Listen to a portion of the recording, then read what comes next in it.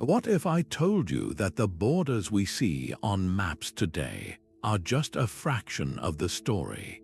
That long before nations drew lines in the sand or built walls between each other, there existed invisible highways, pathways shaped not by politics, but by the movement of people, the flow of ideas, and the relentless pull of discovery. These forgotten migration routes were the true architects of our world, silently weaving cultures together, spreading technologies, and redrawing the boundaries of human history in ways that no treaty or empire ever could.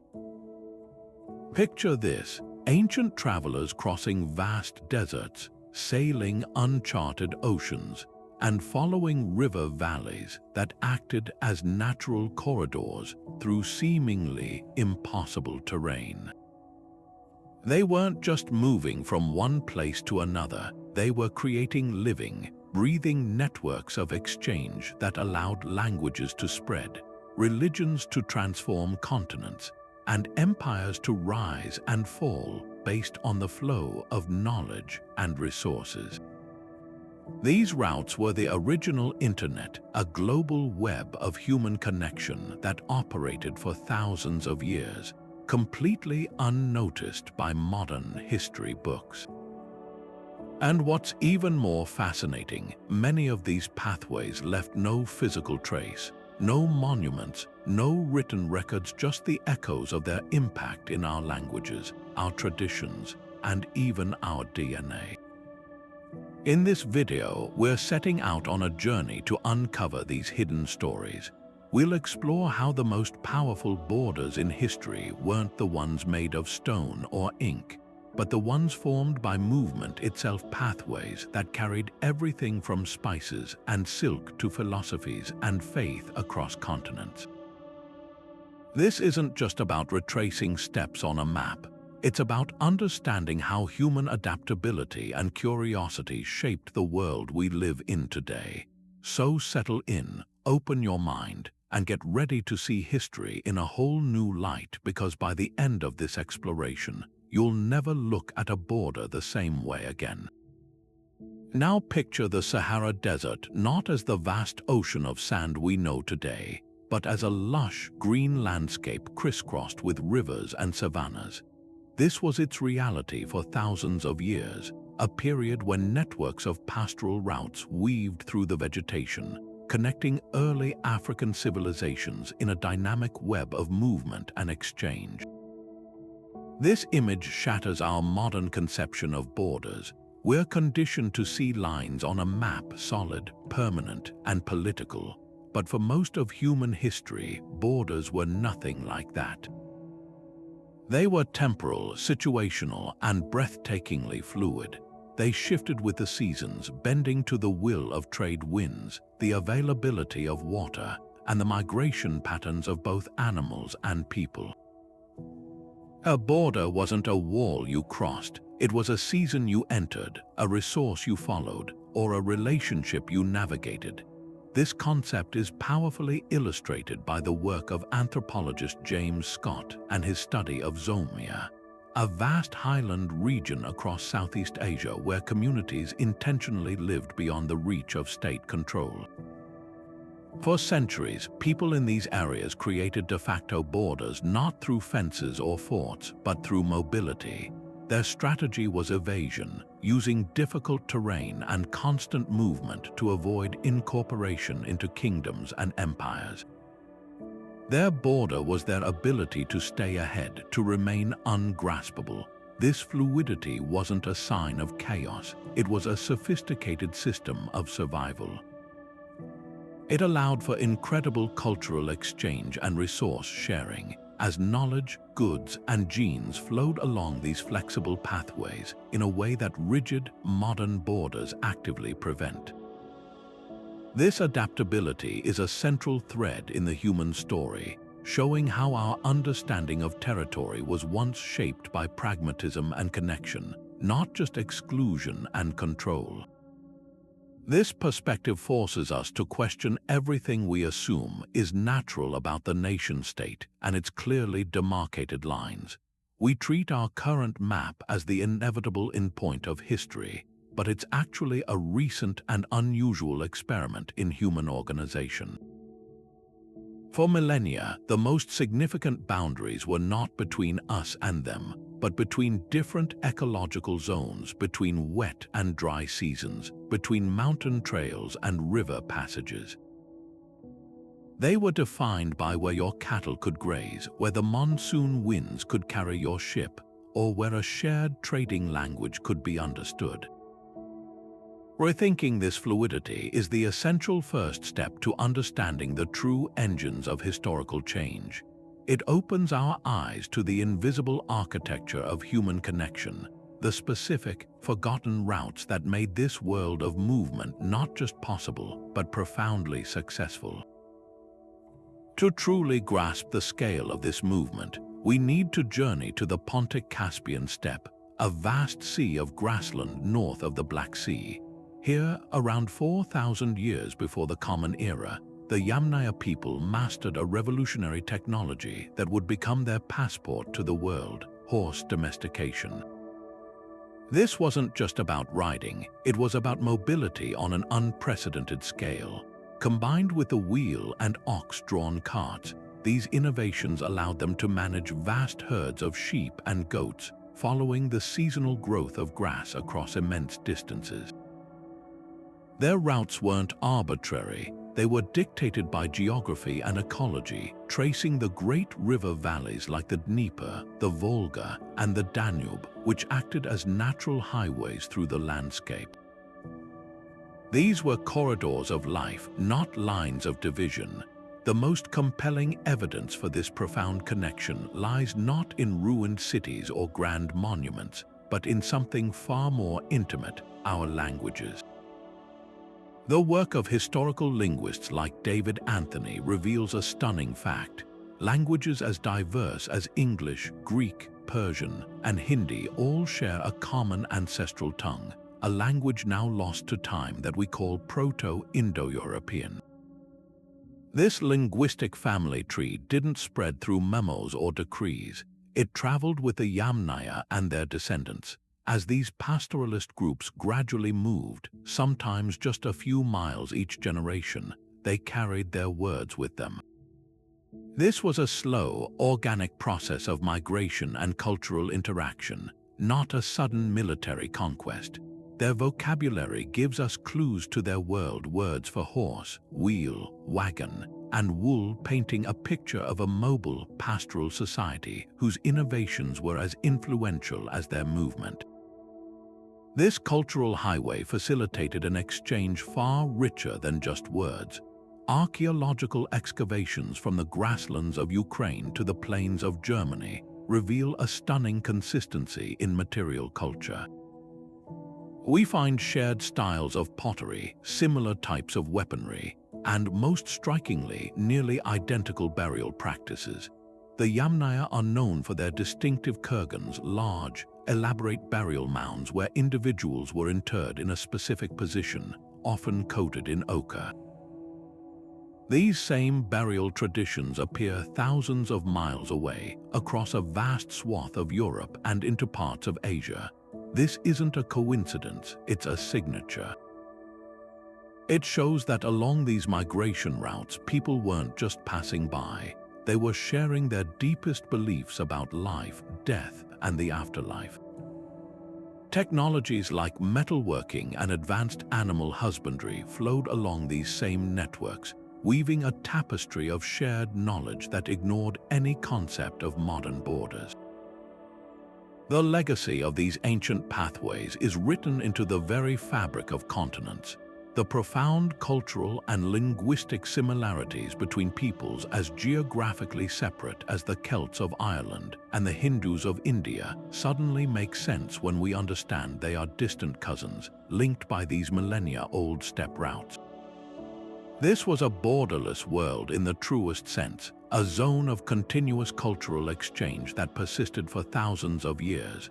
It challenges our modern, rigid view of nations and ethnicities. revealing instead a history of constant mixing, adaptation, and movement. The Proto-Indo-European pathway stands as a monumental testament to the idea that human connection, fueled by mobility and shared innovation, has always been a more powerful force in shaping our world than any wall or boundary ever could.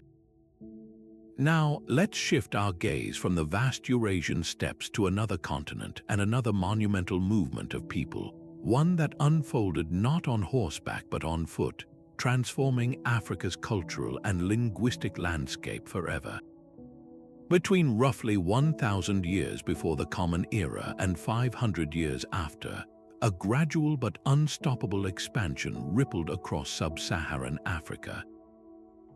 This was the movement of Bantu-speaking peoples, originating in what is now modern-day Nigeria and Cameroon.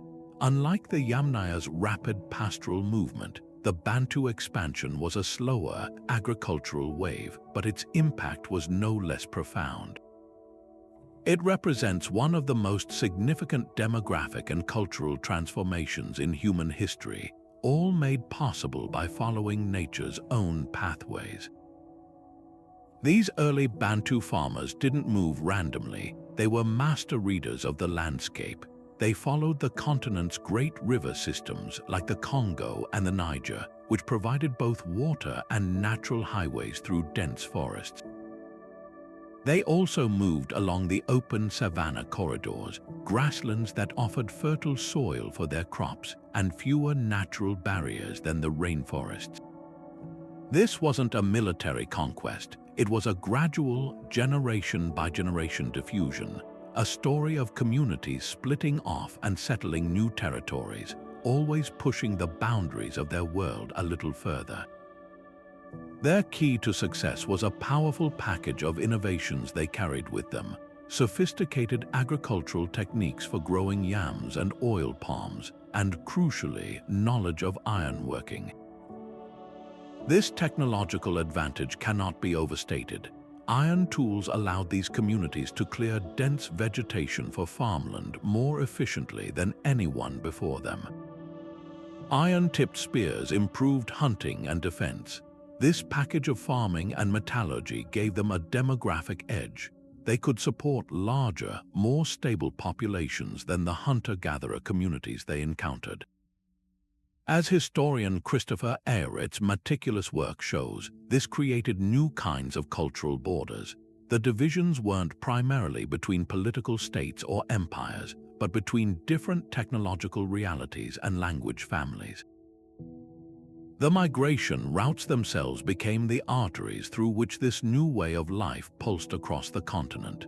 The evidence for this vast, interconnected network is etched into the archaeological record. Across thousands of miles from West Africa all the way to the southern tip of the continent, archaeologists find remarkably similar styles of pottery, known as Werent. These distinct ceramic designs are a silent but powerful testimony to the cultural connections maintained along these expansion routes.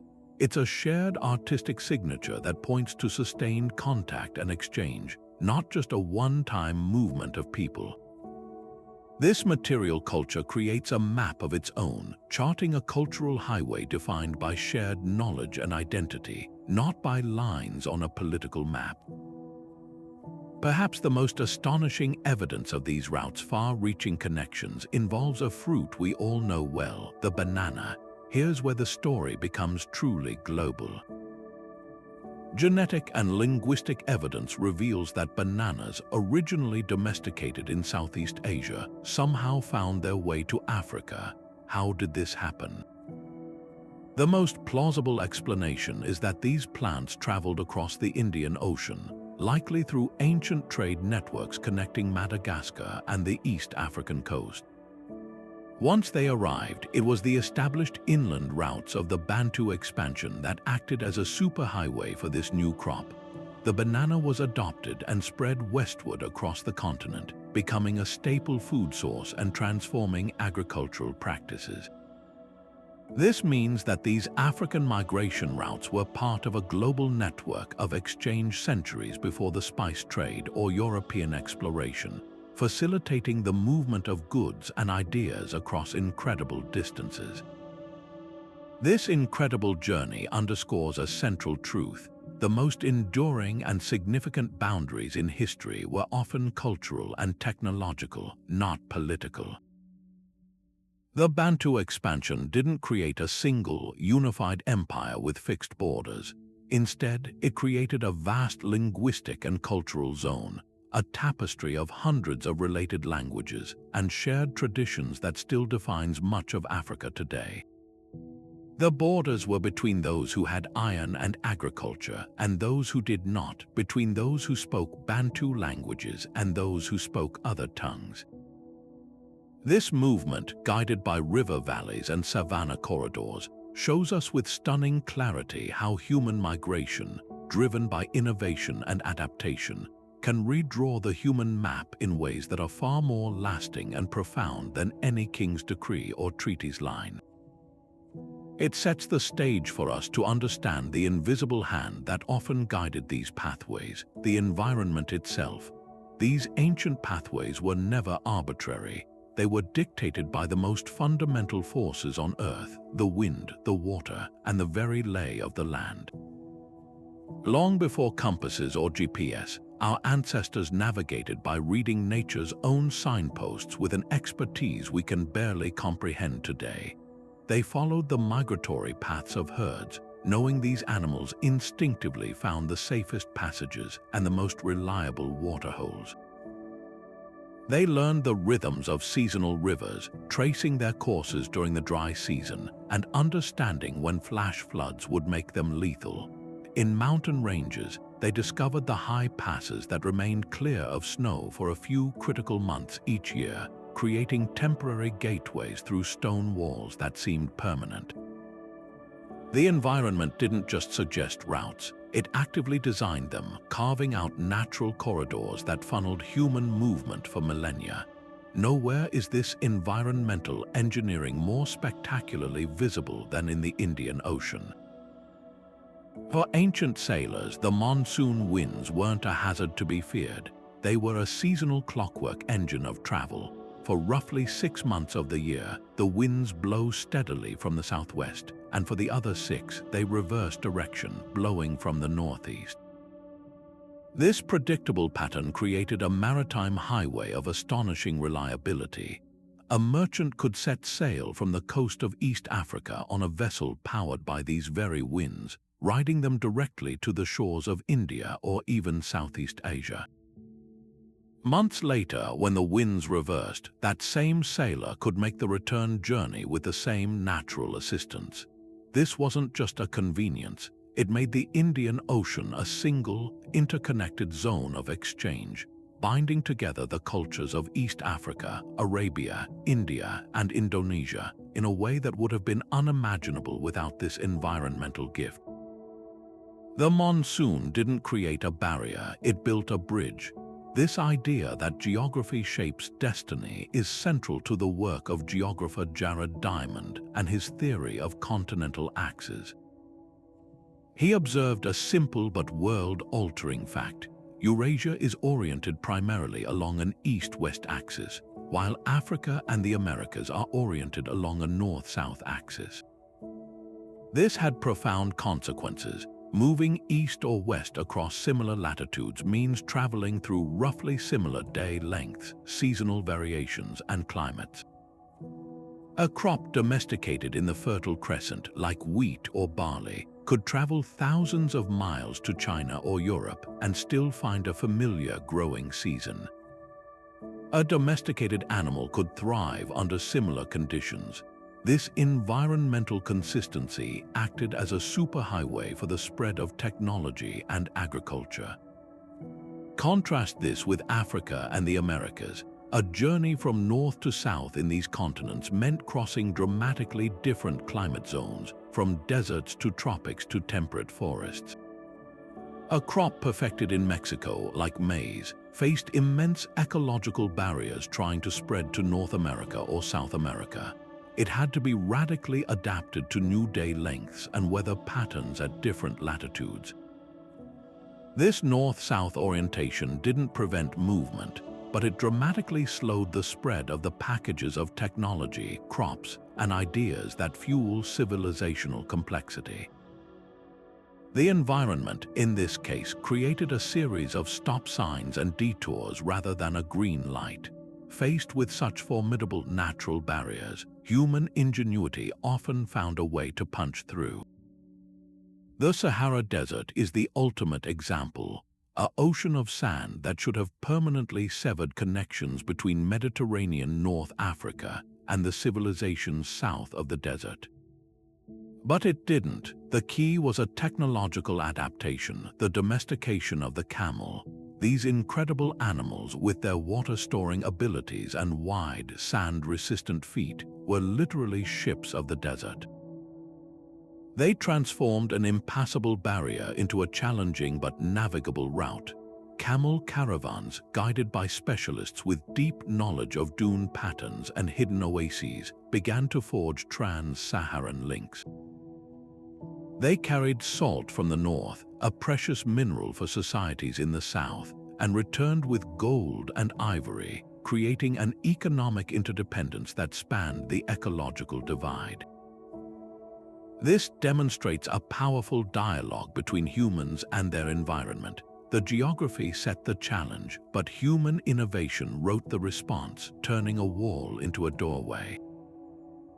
While the Bantu expansion demonstrates how river valleys shaped human movement, another set of routes reveals how the very winds and seasons could be harnessed to connect civilizations. But if we truly want to understand the ultimate expression of how migration routes could weave entire continents together, we must turn to the most famous network of them all, though its famous name tells only half the story. We speak of the Silk Road, but we should really think of it as the Silk Routes, a sprawling, decentralized web of pathways that stretched from the Chinese capital of Chang'an all the way to the shores of the Mediterranean. This was not a single paved highway, but a shifting constellation of trails, mountain passes, and desert tracks, all pulsing with the movement of people, animals, and ideas. It was a system designed not for empires but for caravans. Its borders were not marked by walls, but by caravanserais, fortified inns that offered shelter to travelers from every corner of the known world. The true magic of this network didn't happen in the great capitals at its endpoints, but in the vibrant, bustling oasis cities that dotted its length. Places like Samarkand, Kashgar, and Bukhara were not merely rest stops, they were magnificent cultural melting pots, the internet hubs of the ancient world. Here, in the markets and tea houses, a Sogdian merchant from Central Asia might broker a deal between a Chinese silk producer and a Persian rug maker. A Nestorian Christian missionary traveling from Byzantium could debate theology with a Buddhist monk from India, while a scholar from Baghdad translated Greek philosophical texts that had arrived via these very routes. These cities, often ruled by intermediary cultures like the Parthians and Sogdians, became zones of incredible hybridity. They developed their own unique art, architecture, and even languages, creating a borderland culture that was entirely distinct from the sedentary empires it connected. Their entire identity was built on connection, not exclusion. As historian Peter Frankopan has brilliantly highlighted, the most precious cargo on these routes was often intangible. Religions, not silks, were some of the most transformative exports. Buddhism traveled from India through these Central Asian hubs and into China, Korea, and Japan, adapting its message at every stop. Christianity sent Nestorian missionaries eastward, and stone monuments from the 8th century in China attest to their presence and influence. Centuries later, Islam would spread peacefully along these same merchant pathways, deeply influencing cultures across Central Asia. This created a fascinating map of faith that completely ignored political boundaries, a Buddhist in 7th century China might have felt a closer spiritual kinship to a fellow Buddhist in Afghanistan than to his own Taoist neighbor. The routes created communities of belief that were transnational centuries before the concept of a nation-state even existed. The flow of technology was equally revolutionary, and it often moved in one direction, from east to west. The Chinese guarded the secret of sericulture, silk production for centuries, but other technologies proved impossible to contain. The art of papermaking is a perfect example. Developed in China, this technology was transmitted to the Islamic world after the Battle of Tollas in 751, when Arab forces encountered Chinese papermakers. The knowledge didn't stop there. It traveled further along the Mediterranean, reaching Europe through Islamic Spain. This gradual migration of knowledge, moving at the speed of merchants and scholars rather than armies, fundamentally altered the course of history, making the widespread recording and sharing of information possible. Similarly, innovations in mathematics, astronomy, and medicine flowed along these channels, creating a shared pool of Eurasian knowledge. The archaeological record provides breathtaking proof of this connectivity, offering up tangible fragments of a truly globalized ancient world. In a Han Dynasty tomb in China, archaeologists have uncovered exquisite glassware that chemical analysis proves was manufactured in the Roman Empire. Conversely, in Egypt, along the Red Sea coast, excavations have revealed bolts of Chinese silk that were traded there during the time of the Roman Empire. These aren't just isolated curiosities, they are evidence of a sustained and sophisticated exchange network. A single necklace found along the route might incorporate pearls from the Persian Gulf, turquoise from Tibet, and gold beads from Siberia, assembled by a craftsman in a Central Asian oasis for a client whose tastes were genuinely cosmopolitan. This constant, multi-directional flow of people and ideas created something far more durable than any political alliance, a Eurasian cultural continuum.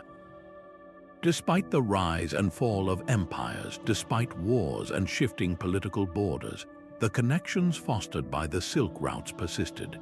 A merchant in the 15th century could still follow roughly the same paths and engage in the same kinds of exchanges as his counterpart 1,000 years earlier. This network demonstrates the ultimate power of migration routes to create unity across staggering diversity. It forged a shared human experience across continents, proving that the most enduring borders are not those that divide, but those that connect, the invisible pathways of exchange that make us all part of a larger, interconnected story. While the Silk routes demonstrate the power of terrestrial networks, another civilization was mastering an entirely different element, achieving what might be the most breathtaking feat of migration in human history. Shift your perspective from the crowded caravan stops of Central Asia to the unimaginable vastness of the Pacific Ocean. Here, under a blanket of unfamiliar stars, Polynesian voyagers embarked on journeys across thousands of miles of open water in double-hulled canoes, vessels that were their homes, their transports, and their lifelines. This was not coastal hopping. This was intentional exploration into the greatest blue void on our planet, a testament to human courage and ingenuity that remains almost incomprehensible today. Their expansion, spanning from roughly 3,000 years before the Common Era to 1,200 years after, represents the single largest territory settled by any pre-colonial society, a web of connections woven across an area larger than any continent. The key to this monumental achievement lay in a form of knowledge so sophisticated it seems almost supernatural to the modern mind. These navigators, known as wayfinders, did not have compasses, sextants, or charts. Instead, they possessed a deep, intimate understanding of the natural world as their guide. They memorized the precise paths of hundreds of stars, knowing exactly which one would rise or set over a specific island. They learned to read the ocean itself, interpreting the subtle patterns of swells as they reflected off distant islands, feeling the direction of the waves through the hull of their canoe. They watched the flight paths of birds, knowing that certain species would fly out to sea to fish each morning and return to land each evening, revealing the direction to unseen islands far beyond the horizon. This was a living, breathing science passed down through generations in oral traditions and chants, a mental map of the entire Pacific Ocean. The work of anthropologists like Patrick Kirch helps us understand the profound cultural unity that emerged from these incredible voyages. Despite being scattered across thousands of islands, from the towering volcanoes of Hawaii to the fjords of New Zealand to the remote mystery of Easter Island, these communities remained connected by invisible threads. They shared a common Austronesian linguistic roots, and their cultures reflected similar social structures, creation myths, and artistic motifs. Their borders were not lines on a map claiming ownership of the sea. They were lines of kinship and shared knowledge that connected distant communities. A person in Tahiti and a person in the Marquesas Islands, separated by a terrifying expanse of ocean, could still recognize each other as part of the same cultural world, linked by the pathways their ancestors had sailed. This connection was made physically tangible through the crucial cargo these voyagers carried in their canoes, not trade goods but life itself. The successful settlement of these remote islands depended on a carefully managed transfer of an entire ecosystem. They brought domesticated animals like pigs, chickens, and dogs. Most importantly, they transported vital vegetative cuttings of staple crops, taro, breadfruit, coconut, and the incredible sweet potato. The story of the sweet potato, or kumara, is particularly fascinating. This plant originated in South America, yet it became a fundamental food source across Polynesia. This suggests that these incredible navigators not only settled the Pacific Islands, but likely also made contact with the Americas, centuries before Europeans arrived, and successfully brought this new crop back into their vast network. These plants allowed them to transform virgin islands into productive homelands, supporting populations that would develop unique and complex societies.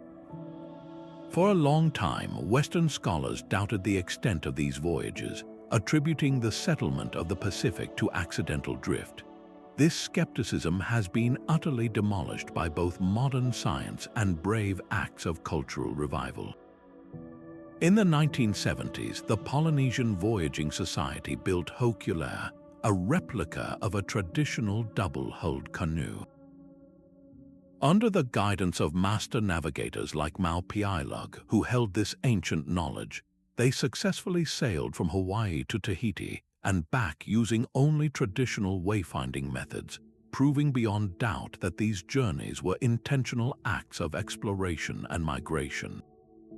This voyage, and others like it, validated centuries of oral history and chants that had preserved the sailing directions all along.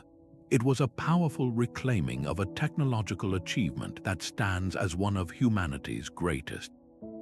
The Polynesian navigation pathways force us to completely redefine our concept of a border. In a world obsessed with terrestrial claims and maritime exclusive economic zones, their story presents a radical alternative. Their territory was not a contained piece of land. It was the dynamic, living pathway of the voyage itself. Their border was the endless ocean, not as a barrier, but as a connective highway. It was a realm defined by knowledge, the knowledge to navigate it, to survive it, and to use it to maintain relationships across mind-boggling distances. This seafaring culture demonstrates with stunning clarity that the most significant boundaries are often those of capability and understanding, not of politics or geography.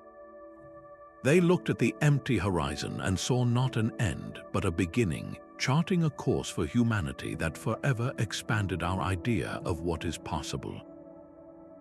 But this incredible exchange of goods was only possible because of an equally sophisticated exchange of ideas, specifically financial ideas that had to evolve to keep pace with the distances involved.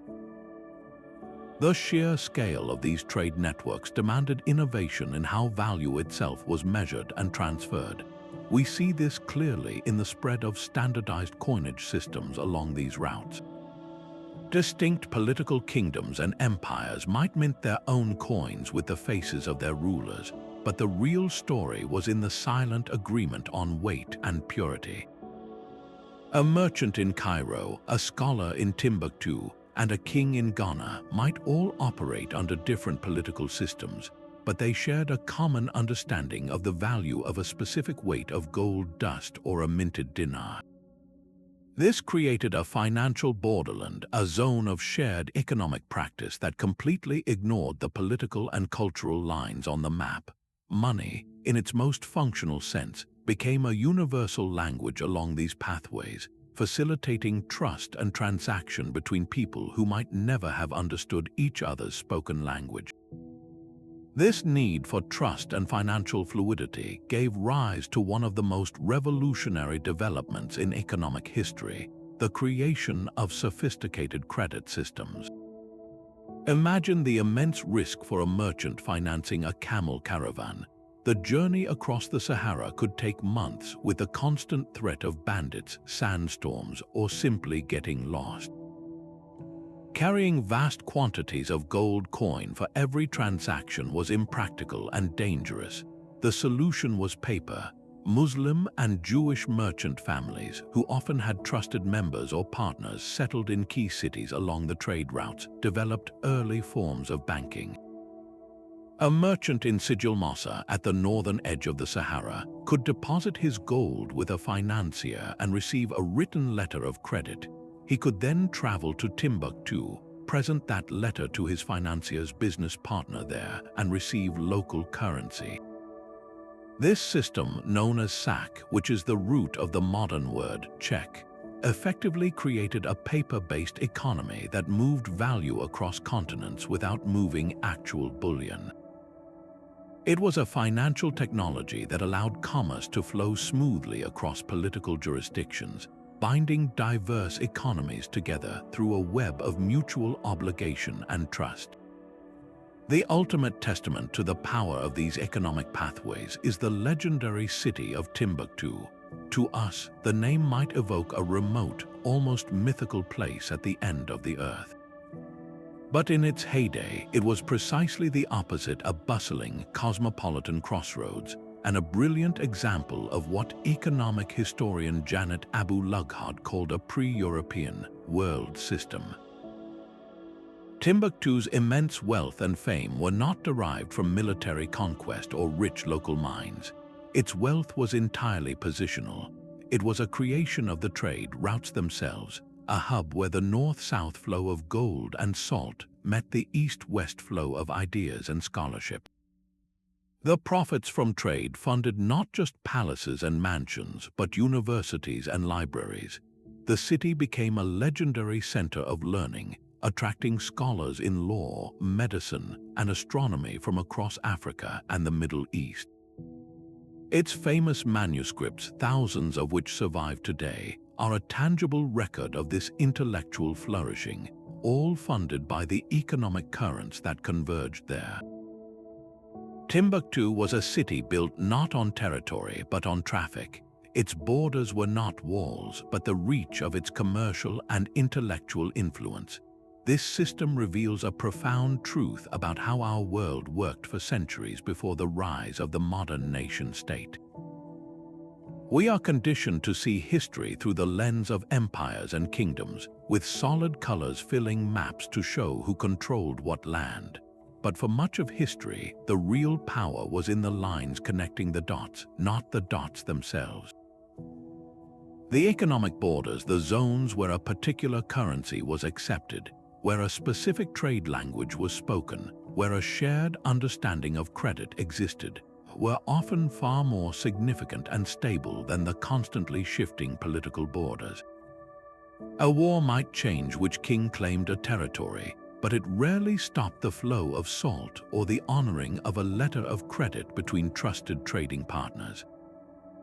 The practical needs of survival and prosperity created a deeply integrated economic world that operated on its own logic, one that consistently overrode the political divisions drawn by rulers.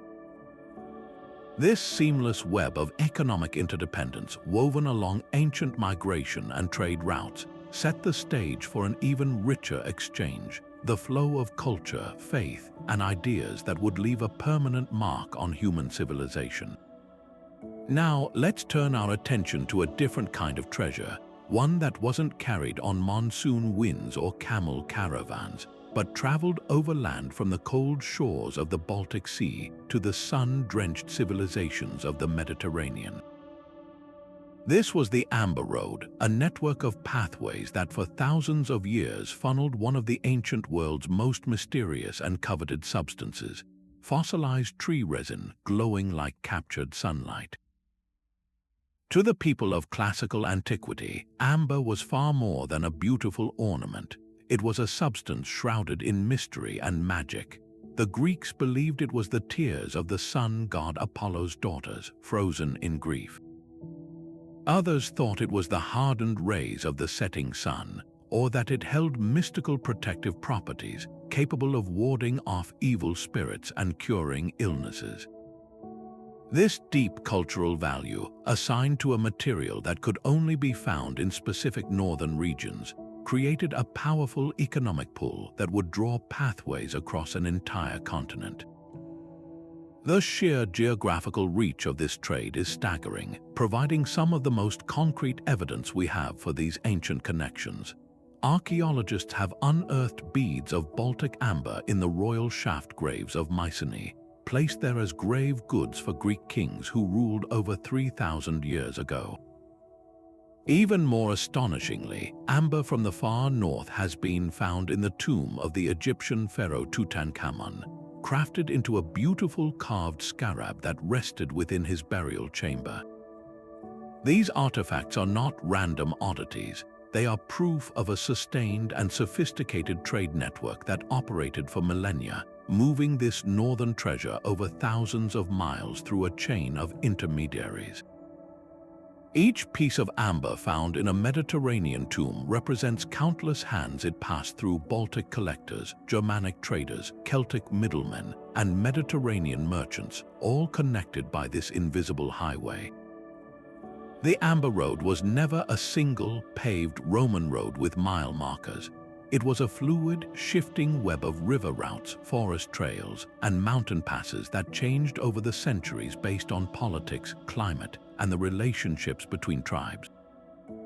The main artery likely began on the Baltic coast, in what is now Poland and Lithuania, where amber was harvested from the sea or mined from ancient deposits.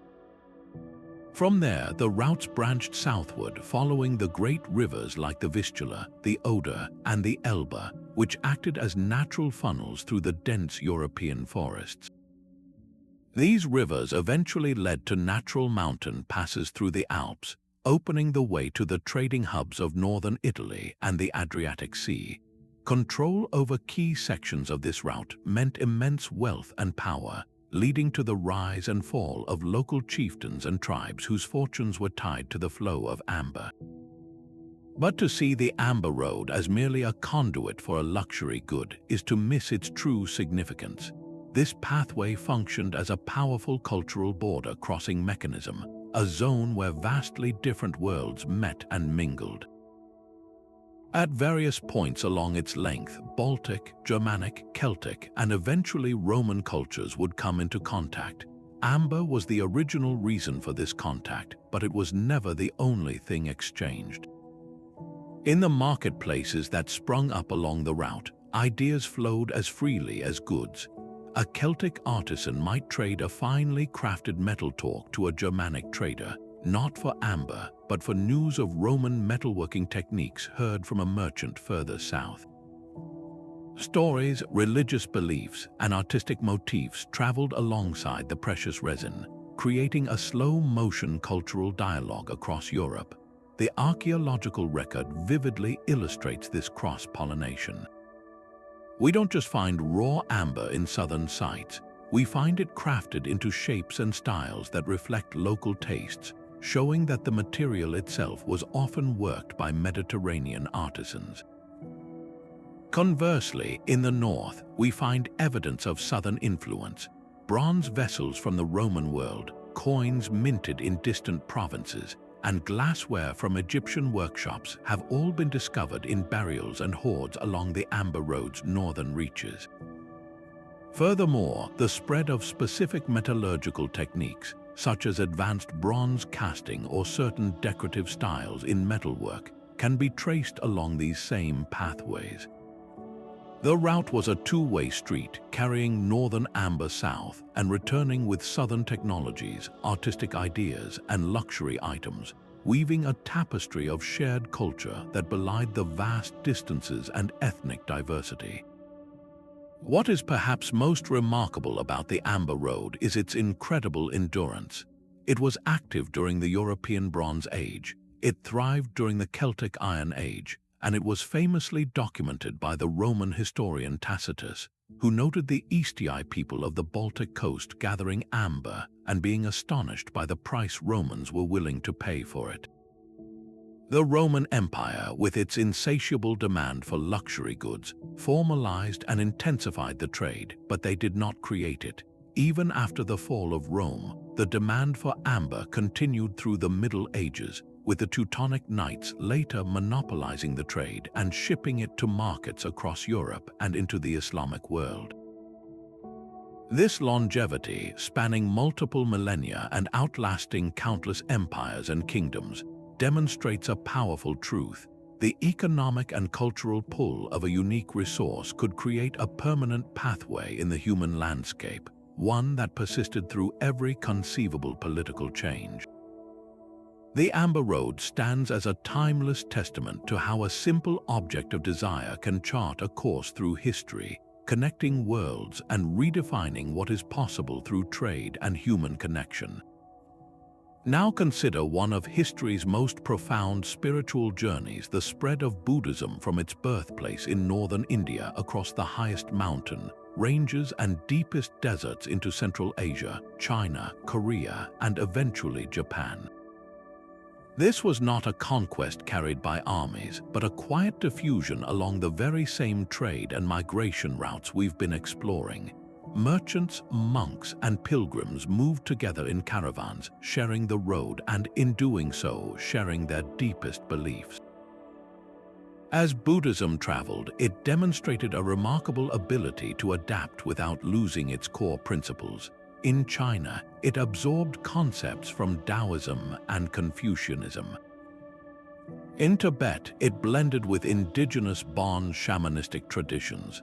This created a fascinating religious map where a Buddhist in 7th century China might have felt a closer spiritual kinship to a monk in Afghanistan than to their own Taoist neighbor next door.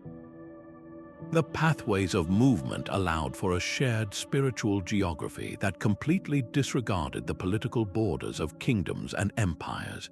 This phenomenon of blending and adaptation is perhaps nowhere more visually stunning than in the art that emerged from the crossroads of these migration routes.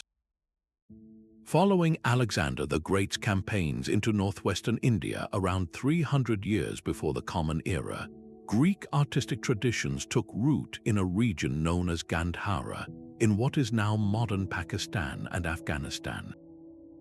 Centuries later, when Buddhism arrived along those same pathways, something extraordinary happened. Local artists, trained in Hellenistic styles inherited from Greek settlers, began to sculpt the first ever human images of the Buddha. Before this, he had been represented only by symbols like a footprint or an empty throne. These Gandharan sculptors portrayed him with the realistic musculature, draped robes, and serene facial features of a Greek god, creating a powerful new artistic hybrid that made the foreign concept of Buddhism visually familiar to new audiences. This Greco-Buddhist art style then itself became a traveler, moving eastward along the Silk Road into Central Asia and China, influencing the depiction of divine figures for centuries. A single statue could contain Indian spirituality, Greek realism, and Central Asian decorative elements, a perfect symbol of how migration routes served as conduits for cultural synthesis. This creation of something entirely new in the spaces between cultures is what historian Jerry Bentley called cross-cultural interaction zones or borderlands. These were not empty wastelands between empires, but vibrant, dynamic spaces where different peoples met, traded, argued, intermarried, and borrowed from one another. The oasis cities of the Silk Road, like Samarkand or Kashgar, were classic borderlands. Here, a Zoroastrian merchant from Persia, a Nestorian Christian from Syria, and a Buddhist monk from India could all share a meal, discuss astronomy, and find a common language in a trade tongue like Sogdian. In these spaces, identities weren't fixed. They were constantly being negotiated and remade. You weren't just one thing. You were a blend of the influences that flowed through your city. This constant interaction in the borderlands produced incredible hybrid forms, not just in art, but in architecture, music, cuisine, and thought, proving that some of humanity's greatest innovations occur not in isolation, but at the intersections. This process of cultural blending extended beyond art and religion into the very languages people spoke.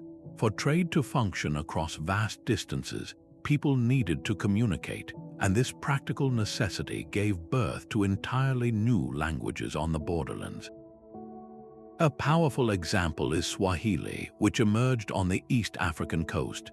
Its grammatical structure is firmly Bantu from the local African populations, but it absorbed a huge vocabulary from Arabic through centuries of contact with traders riding the monsoon winds across the Indian Ocean. This created a linguistic borderland, a language that served as a lingua franca for a huge region, facilitating trade and connection. Its borders were not based on ethnicity or a king's decree, but on communication needs. Swahili became the language of commerce and culture along the coast, uniting diverse people in a shared tongue that was itself a product of movement and exchange. This reminds us that the maps we should really be studying are not just of political empires, but of these fluid zones of contact, where the movement of people along ancient pathways didn't just transport goods, but actively rewired culture itself, creating new and vibrant identities from the meeting of old ones.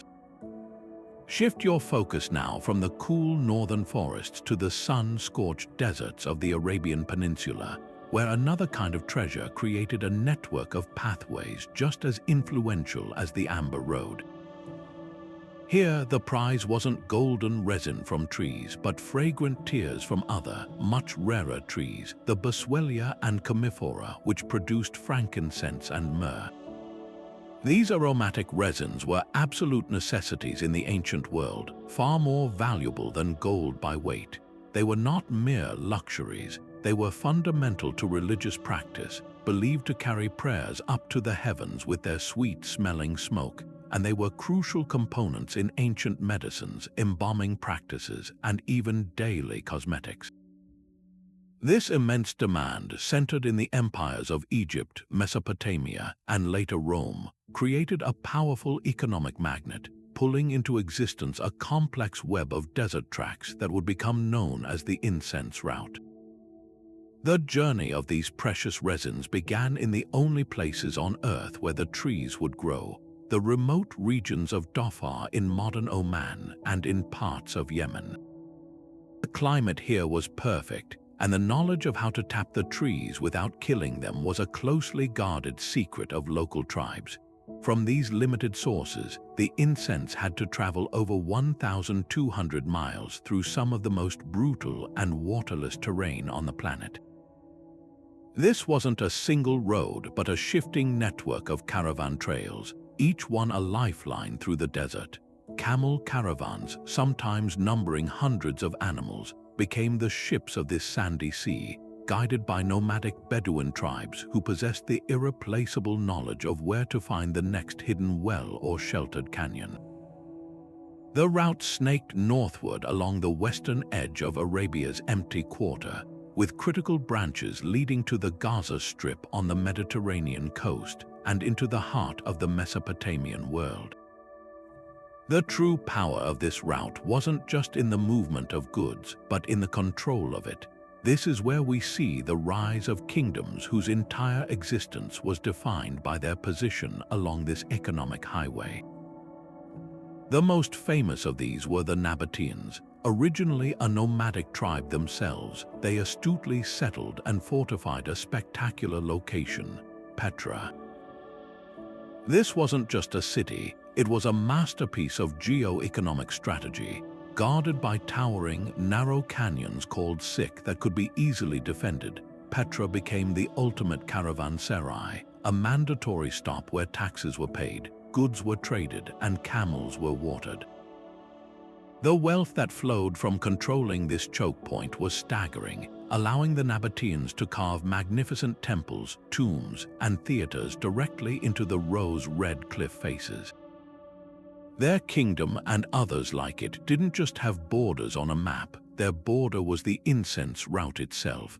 Their power was measured not by the land they owned, but by the length of the pathway they commanded. As with all these great routes, the incense caravans carried more than just sacks of fragrant resin. They were conduits for a quieter, but even more profound, exchange of ideas.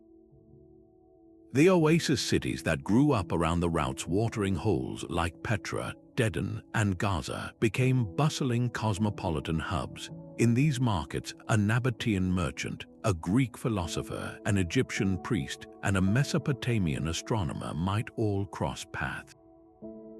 The cultural mixing that occurred in these spaces left a permanent archaeological record. We find influences from Assyrian art in early Arabian sculptures, Egyptian religious motifs adopted into local deities, and later, clear Hellenistic architectural styles appearing in buildings after Alexander the Great's campaigns.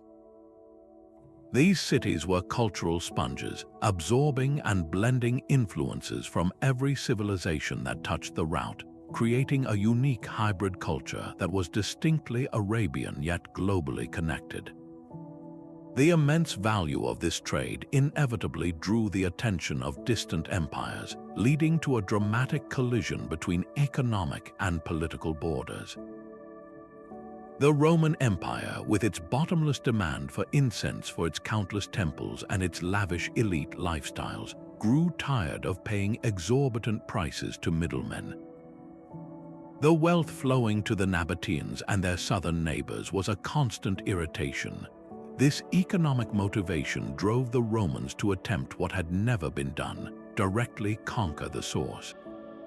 In 24 BC, the Roman Emperor Augustus sent a prefect named Aelius Gallus at the head of a 10,000-strong army on a disastrous expedition to invade Arabia Felix, the fortunate Arabia of the south. The campaign was a catastrophic failure, decimated more by the brutal desert, disease, and misleading guides than by any enemy army. This military misadventure stands as a powerful testament to a simple truth. The economic borders created by control of a migration route could be so strong that even the most powerful military machine in the ancient world could not break them. The Romans eventually did absorb the Nabatean kingdom into their empire in 106 CE, not through a desert war but through diplomatic annexation, finally gaining a more direct, though still costly, hand on the reins of the incense trade.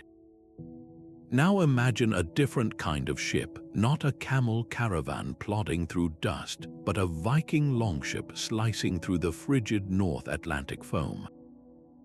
With their revolutionary clinker-built hulls, flexible enough to ride the ocean swell yet shallow enough to navigate deep inland rivers, the Norse seafarers unlocked a mobility that was nothing short of supernatural for its time. From the late 8th to the 11th century, these vessels became the keys to a locked world, allowing them to create a web of routes that connected the frozen fjords of Scandinavia to the glittering capital of Byzantium, and from the bustling trade towns of Ireland to the virgin shores of North America. This wasn't a single journey or a focused campaign. It was a multi-pronged expansion that redrew the cultural map of the entire European world through a dynamic mix of terrifying raids, ambitious settlement, and sophisticated trade. The true genius of their expansion lay in their mastery of geography. They saw river systems not as barriers but as highways. In the east, they portaged their ships between the great rivers of Russia, the Dnieper, the Volga, and the Don, creating a seamless aquatic corridor from the Baltic Sea all the way to the Black Sea and the Caspian. This wasn't just a path for raiders, it became the backbone of a thriving economic network. These river routes connected the Norse to the Abbasid Caliphate's silver mines and, most famously, to the immense wealth of Constantinople, or Miklagard as they called it. The Varangian Guard, an elite unit of Norse and Anglo-Saxon mercenaries, became the personal bodyguards of the Byzantine emperor, a powerful symbol of how these migration routes created new political and military borders based on service and loyalty that completely bypassed traditional ethnic or political divisions. As historian Neil Price's extensive research illustrates, the Vikings were far more than just plunderers. They were some of history's most effective agents of cultural exchange. Their settlements from Dublin in Ireland to Novgorod in Russia were not isolated military outposts but vibrant nodal points in a vast intercultural network. In these trading hubs, Norse merchants, Slavic artisans, Arab silver traders, and Frankish diplomats would mingle, creating a constant flow of ideas. Norse art styles with their intricate animal interlace began to appear in Irish metalwork. Slavic pottery techniques were adopted in Scandinavian homes. Linguistic evidence shows Old Norse words filtering into the English language, while simultaneously, the Norse settlers in Normandy were rapidly adopting the Frankish tongue, eventually transforming it into French. This was a multidirectional exchange, proving that cultural influence traveled both ways along these pathways. The most breathtaking evidence of their reach lies not in Europe, but across the ocean. The archaeological site at Elance Auks Meadows in Newfoundland stands as silent, irrefutable proof of a Norse presence in North America around the year 1000, centuries before Columbus. This wasn't a large-scale colonization, but it was a deliberate exploration and a base for further ventures south. The discovery of butternuts, which grow much further south, at the site suggests they explored the Gulf of St. Lawrence and possibly beyond. This single settlement, the westernmost edge of their known world, connects the entire Viking expansion narrative to a new continent. It dramatically illustrates that their maritime technology and navigational prowess, using sunstones to locate the sun on cloudy days and reading bird flight patterns, had created a migration route of hemispheric proportions. This expansion fundamentally demonstrates how a technological advantage, in this case superior shipbuilding, could shatter old geographical limitations and create entirely new cultural boundaries. The Viking world was not a contiguous empire on a map. It was a constellation of connected points across sea and river. Their cultural border was the reach of their dragon-headed prows, a fluid and ever-expanding zone of influence that linked the pine forests of North America to the marble palaces of Constantinople. They showed that the sea could be a connector far more effective than land, and that a culture defined by movement could weave itself into the fabric of continents, leaving a permanent legacy that reshaped languages, laws, and the very genetic makeup of Europe. Their story is the ultimate testament to the power of the pathway over the palace, the route over the realm. Perhaps the most profound impact of these technological pathways was how they redrew the intellectual map of the world, creating borders based not on power but on knowledge. Consider the humble stirrup, a seemingly simple invention that emerged among the nomadic horsemen of Central Asia. This small piece of metal, which allowed a rider to stand and leverage their entire body weight into a lance charge, represented a revolution in military technology. But it didn't spread through declarations of war or diplomatic treaties. It traveled west slowly, moving along the same migration and trade routes that carried furs, spices, and amber. It was adopted by the Byzantine cavalry, then by the Franks, eventually culminating in the rise of the heavily armored knight who would dominate European warfare for centuries. This transformation in combat, which reshaped the social and economic structures of feudalism, occurred simply because the idea migrated along pathways of human contact, completely ignoring the political boundaries between empires and kingdoms. This pattern of knowledge outpacing power is perfectly illustrated by the journey of papermaking. Developed in China around the 2nd century before the Common Era, this technology was a closely guarded secret for centuries. Its path westward began not through conquest but through a much more human story. According to tradition, after the Battle of Tollas in 751, Arab forces encountered Chinese papermakers among their prisoners. These skilled artisans were brought to Samarkand, where they established the first paper mill in the Islamic world. From this Central Asian crossroads, the knowledge didn't stop. It traveled further along the established trade routes, reaching Baghdad by the end of the 8th century, then moving through North Africa to Islamic Spain. By the 12th century, paper mills were operating in Christian Europe. This gradual migration of knowledge, moving at the speed of merchants and scholars rather than armies, fundamentally altered the course of history. It made books cheaper and more accessible than parchment or papyrus ever could, fueling the preservation of classical knowledge in the Islamic world and eventually enabling the European Renaissance. The border between a world of scarce manuscripts and one of abundant books was drawn not by a king's decree, but by the pathways of trade.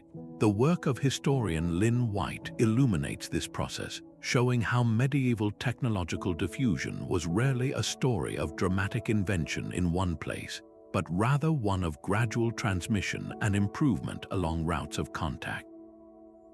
He documented how agricultural technologies moved across continents with the same steady persistence as luxury goods. The heavy plow, capable of turning the dense, wet soils of northern Europe, likely originated in Slavic lands before migrating westward.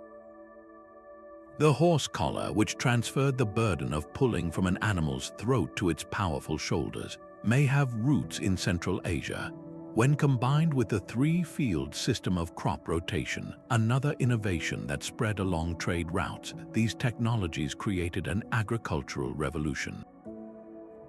They allowed forests to be cleared for farmland more efficiently and dramatically increased food production.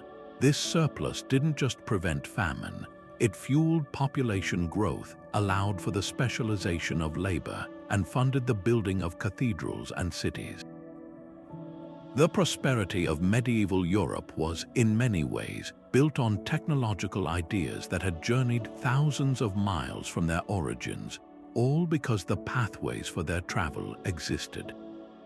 Perhaps no example is more familiar to us today, yet more misunderstood in its journey than the system of numbers we use every day.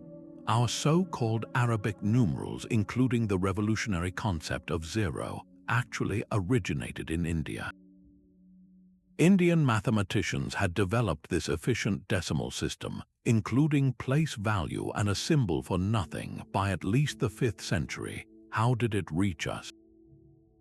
Through the same Islamic scholarship routes that carried so much other knowledge, Arab mathematicians, particularly Al-Khwarizmi in the 9th century, encountered this system, recognized its brilliance, and wrote extensive treatises on it. These texts then traveled along the trade routes connecting the Islamic world to Europe, both through Spain and through Italian trading ports like Venice. The resistance to this new system was initially fierce. European accountants were deeply suspicious of numbers that could be so easily altered compared to Roman numerals. But the sheer efficiency of the system for complex calculation, especially in commerce and astronomy, ensured its eventual victory. The intellectual border between those who calculated with an abacus and those who could perform complex algebra was erased not by a war, but by the patient work of scholars and merchants moving along ancient pathways. This constant flow of innovation created a world where the most significant divide was often between those who had access to knowledge and those who did not. A farmer in 10th century France using a new horse collar was connected, through an invisible chain of transmission, to a craftsman in Central Asia. A Spanish scholar reading a translated Arabic text on algebra was tapping into knowledge that had originated in India. These technological borders were fluid and permeable, constantly shifting as new ideas seeped along the routes. They demonstrate that for most of history, human progress has been a collaborative project across cultures and civilizations. The pathways of migration and trade acted as the nervous system of this project, carrying the impulses of innovation to every corner of the known world, proving that the most powerful borders have never been the ones that divide land, but the ones that connect minds. Now let's turn our attention to one of history's most astonishing acts of geographical defiance, the network of Trans-Saharan gold routes that transformed the world's largest desert from an impassable barrier into a bustling economic corridor. Picture the endless sea of sand dunes and scorching heat that is the Sahara, a natural boundary so formidable it seems designed to separate civilizations. Yet beginning around the 8th century, a complex web of pathways emerged, stitching together the gold-rich empires of West Africa with the sophisticated markets of North Africa and the Mediterranean. This was no simple trail. It was a meticulously organized system of caravan routes that turned the desert into what historian E.W. Boville called the greatest medium of contact between black and white men. The secret to conquering this impossible terrain lay in a perfect partnership, the unparalleled endurance of camels and the profound environmental knowledge of Berber and Tuareg nomads who could navigate by stars, dune patterns, and the slightest variations in the wind. The economic engine driving this extraordinary effort was, of course, gold.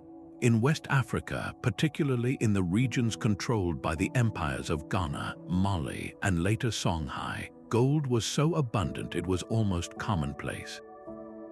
The famous story of Mansa Musa, the emperor of Mali, is the ultimate testament to this wealth.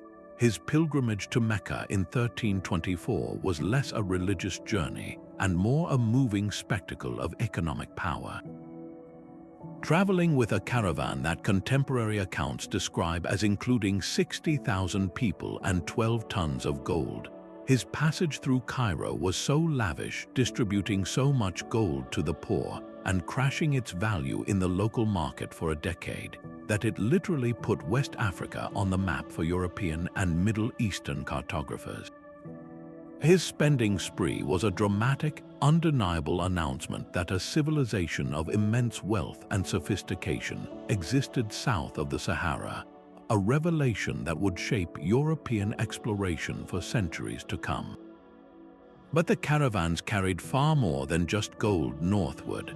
They were also vessels for intellectual and cultural exchange.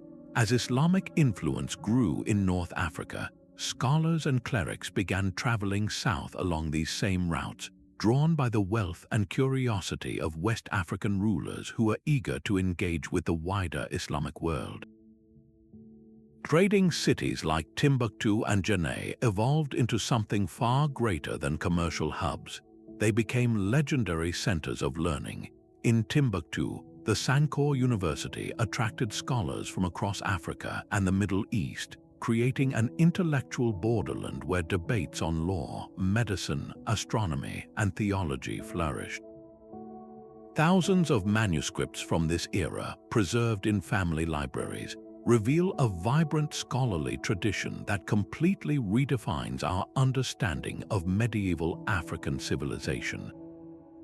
This was a two-way exchange, as West African ideas and administrative practices also traveled north, influencing governance and culture in the Maghreb. The sophistication of this Trans-Saharan network is powerfully visible in the archaeological record, particularly through the evidence of standardized weights and measures. Across a region spanning thousands of miles, from the forests of West Africa to the markets of Marrakech and Tunis, archaeologists have discovered remarkably consistent sets of brass weights, typically based on the Islamic mythical standard. This wasn't a casual coincidence. It was a deliberate system of economic integration that allowed a merchant from Cairo to confidently trade with a partner in Timbuktu, both trusting that a unit of gold dust measured in one city would hold the same value in another. This created a seamless economic borderland, a zone of shared commercial practice that completely ignored the Sahara's ecological division and the political boundaries of competing empires.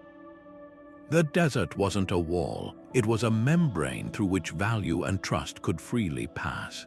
This incredible network demonstrates a fundamental truth about human societies. The pull of a valuable resource can inspire the most astonishing feats of adaptation and connection. The Sahara should have been a permanent barrier, yet the demand for gold and salt, the other crucial commodity that traveled south from Saharan mines, was so powerful that it forged a pathway through what seemed like an impossible landscape. It created an economic interdependence that linked the fate of an Italian banker to a Malian gold miner, an Egyptian scholar to a Songhai scribe. The Trans-Saharan routes stand as a timeless monument to human ingenuity, proving that the most significant borders are not those drawn by nature, but those overcome by our relentless drive to connect, trade, and understand one another. Now let's set sail from the desert caravans and venture into the brilliant blue expanse of the Mediterranean, where a different kind of network was being woven, one not of sand and camels, but of sea and cedar wood.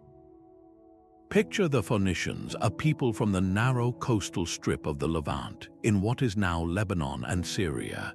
With limited fertile land but front-row access to the sea, they turned their gaze westward, not as conquerors seeking territory, but as merchants seeking opportunity.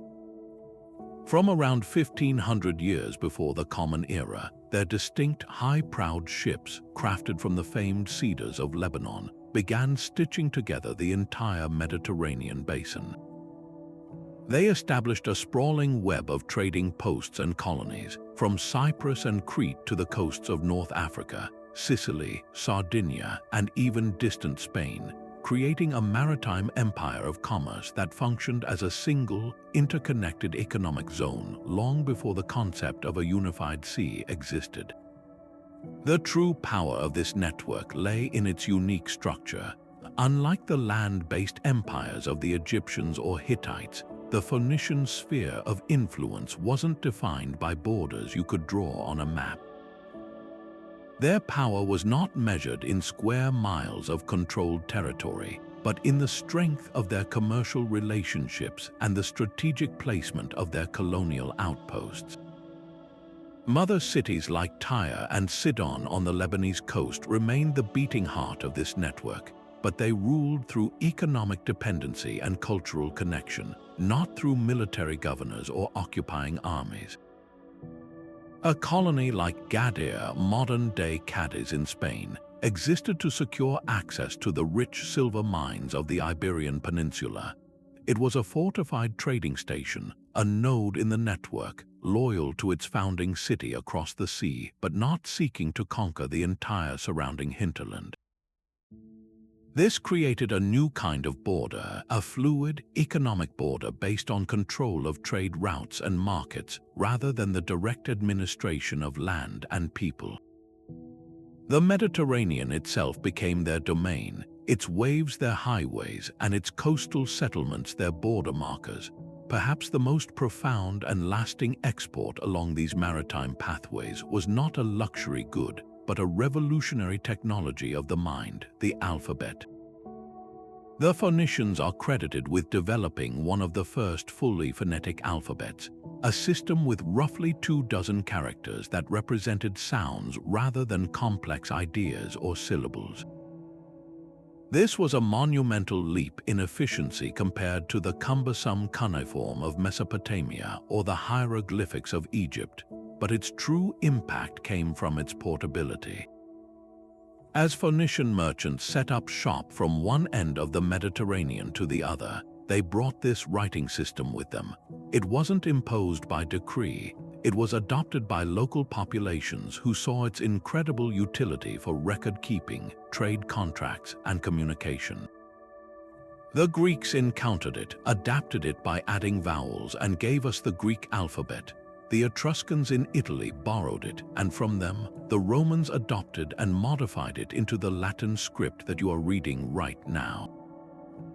The spread of this technology for recording thought demonstrates more clearly than anything else that these migration routes were conduits for intellectual exchange, silently weaving a common cognitive framework across diverse cultures.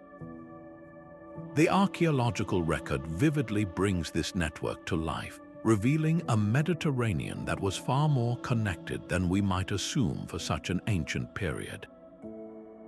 Excavations at Phoenician sites across the sea uncover a stunning array of artifacts that speak of constant exchange. In a tomb in Sardinia, you might find exquisite jewelry made from Egyptian scarabs and Phoenician goldwork placed beside local pottery. In Spain, shrines contain figurines that blend Phoenician religious symbols with indigenous artistic styles. These trading colonies, like Motia in Sicily or Lixus in Morocco, were not isolated ethnic enclaves. They were vibrant cultural border zones, marketplaces where Phoenician traders, Greek colonists, Egyptian sailors, and local Iberian or Sicilian chieftains would meet, bargain, and interact.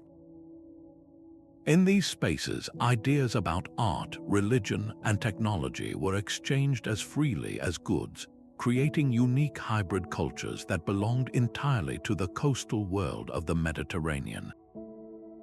The ultimate testament to the generative power of this network is the story of its most famous colony, Carthage. According to legend, it was founded by the exiled Princess Dido from Tyre, who famously bargained for as much land as could be covered by a single ox hide, which she then cut into a thin strip to encircle a large hill. This myth perfectly captures the Phoenician modus operandi, acquiring a strategic foothold through clever negotiation rather than outright force. From that small foothold, Carthage grew to become a devastatingly powerful city-state in its own right, eventually overshadowing its mother city and building a commercial empire that dominated the Western Mediterranean. It developed its own identity, its own powerful navy, and its own distinct culture, which blended Phoenician roots with strong North African and Greek influences. Carthage was not just a colony, it was a new civilization born directly from the migratory pathways of trade, proving that these routes could be the womb for entirely new and powerful political entities that would go on to shape history for centuries. The Phoenician network demonstrates with spectacular clarity that the sea, far from being a barrier, could be harnessed to create a unified cultural world, a borderland of waves and ports that connected continents and catalyzed the exchange of everything from tin and silver to the very letters we use to write our history. While the flow of gold and goods along these routes built empires and enriched cities, perhaps the most transformative cargo they carried was entirely intangible, the realm of faith and philosophy. Consider the remarkable journey of Manichaeism, a religion founded by the prophet Mani in 3rd century Persia, blending elements of Zoroastrianism, Christianity, and Buddhism into a compelling vision of cosmic duality between light and darkness. it faced immediate persecution in its homeland. Yet its true life began not in a fixed temple, but on the move. Manichaean missionaries, often skilled artisans and merchants themselves, hitched rides on the very caravans that crisscrossed Eurasia. They carried their message along the Silk Road, adapting their teachings with astonishing flexibility. To Roman audiences, they emphasized Christian elements. To Buddhist communities in Central Asia, they framed their message using familiar concepts of enlightenment and cyclical suffering. By the time it reached China during the Tang dynasty, it was a fully Sinicized religion, with texts translated into elegant Chinese and its prophet depicted in the robes of a Buddhist sage. This chameleon-like ability to adapt allowed Manichaeism to create a spiritual map that completely disregarded the political borders of the Sasanian Empire, the Roman world, and the Chinese state, connecting followers across continents through a shared, albeit flexible, set of beliefs. This transmission of complex thought was not limited to organized religion. The intricate philosophical system of Neoplatonism, developed by thinkers like Plotinus in 3rd century Alexandria, embarked on an equally improbable journey. Rooted in Greek thought, it might have faded into obscurity after the closure of Athens's philosophical schools. Instead, it found new life through the migration routes of scholarship.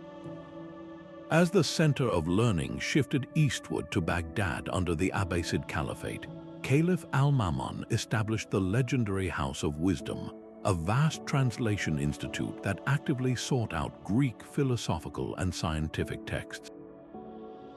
Christian Syriac scholars who had preserved and translated these works brought them to Baghdad, where teams of Muslim, Christian, and Jewish scholars collaboratively translated them into Arabic.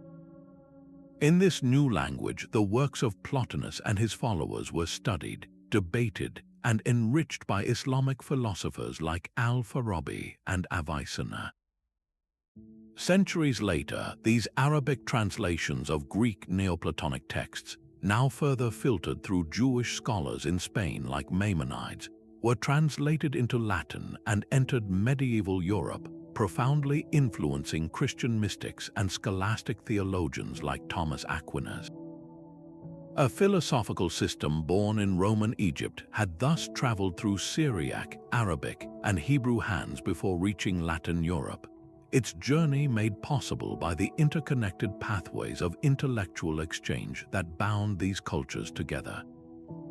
As historian Richard Foltz has meticulously documented, this process was rarely a story of grand, organized missionary campaigns. More often, it was the work of unintentional missionaries, the merchants, travelers, and refugees who formed the lifeblood of these routes.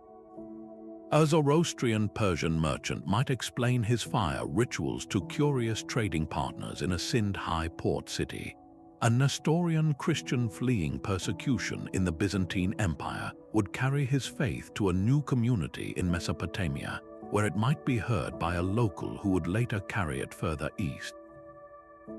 These everyday interactions in caravanserais, marketplaces, and ship holds created a slow, organic seepage of religious ideas. A traveler might adopt a new protective prayer or healing charm from a foreign companion, introducing a fragment of a belief system that could later take root and grow. The routes themselves became a kind of interfaith dialogue in constant motion, where beliefs were compared, blended, and carried forward not by dogma, but by practical human connection and the shared desire for meaning and protection on a perilous journey. This organic growth is perfectly exemplified by the development of Sufi orders, the mystical heart of Islam. Sufism's emphasis on personal, experiential connection with the divine proved incredibly portable and adaptable. Its networks did not spread through political conquest but followed the well-worn paths of commerce. In Central Asia, Sufi lodges or khanqahs were often established in key trading towns along the Silk Road. They offered not just spiritual solace but also lodging, food, and medical care to weary travelers, making them natural hubs of exchange. A merchant might spend a night at a lodge, be moved by a Sufi teacher's sermon or the mesmerizing rhythm of a dhikr ceremony, and carry those ideas to the next stop on his route. In this way, the Sufi orders created a spiritual geography that mirrored the economic one, with influential brotherhoods like the Naqshbandiya and the Qadariya establishing branches from Morocco to Indonesia. Their borders were the limits of their spiritual influence, which could easily cross the political divisions between competing sultanates and empires, binding together a vast and diverse Muslim world through shared practices and lineages of teachers. This process reached its zenith in the spread of Islam to maritime Southeast Asia, a region far from Islam's Arabian heartland. Here, the religion arrived not with armies, but on the sails of Muslim merchants from Gujarat, Bengal, and the Arabian Peninsula who dominated the Indian Ocean trade winds. These traders established small communities in port cities like Malacca, Samudra Pasai, and Demak. Their piety and commercial success attracted the attention of local rulers who saw advantage in aligning with these prosperous networks. Conversion often began with the elite, but the deep work was done by the Sufis. Wandering Sufi mystics, often themselves part of these trading networks, found a receptive audience for their teachings. They skillfully presented Islamic concepts using familiar local metaphors and frameworks, blending them with existing spiritual traditions in a way that felt organic rather than imposed.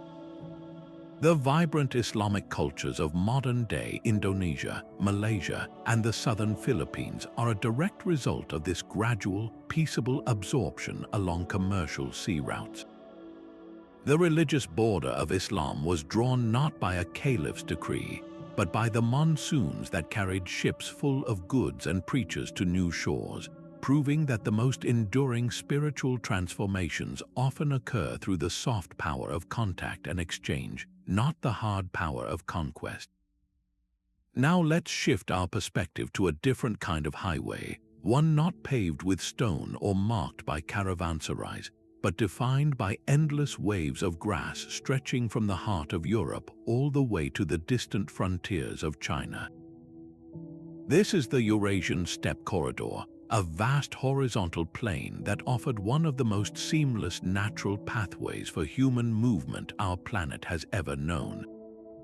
Unlike the Saharan desert or the Himalayan mountains, the steppe presented not a barrier but an invitation, a nearly continuous sea of grassland that allowed nomadic peoples to move their herds, their families, and their entire cultures across staggering distances with a fluidity that sedentary civilizations could scarcely comprehend.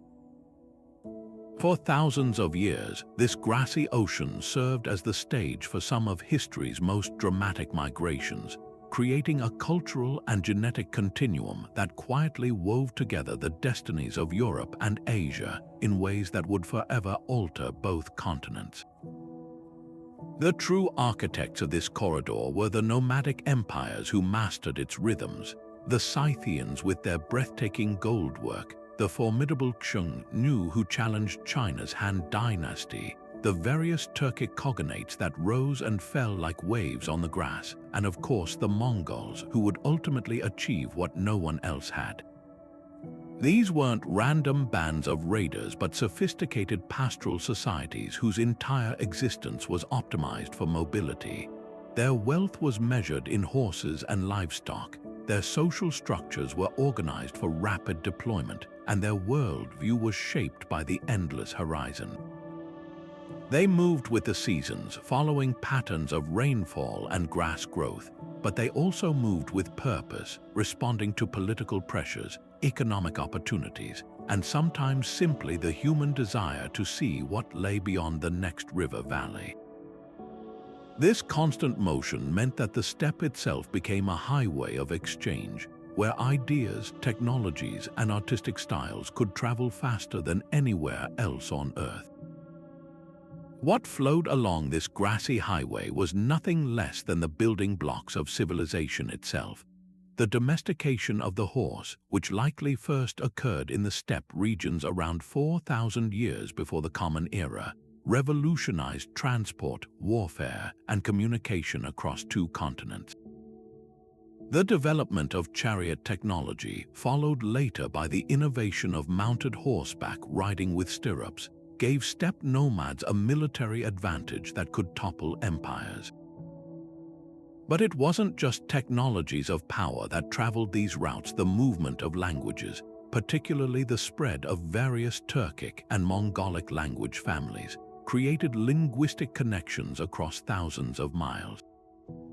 Perhaps most dramatically, the steppe corridor served as the perfect conduit for pandemics.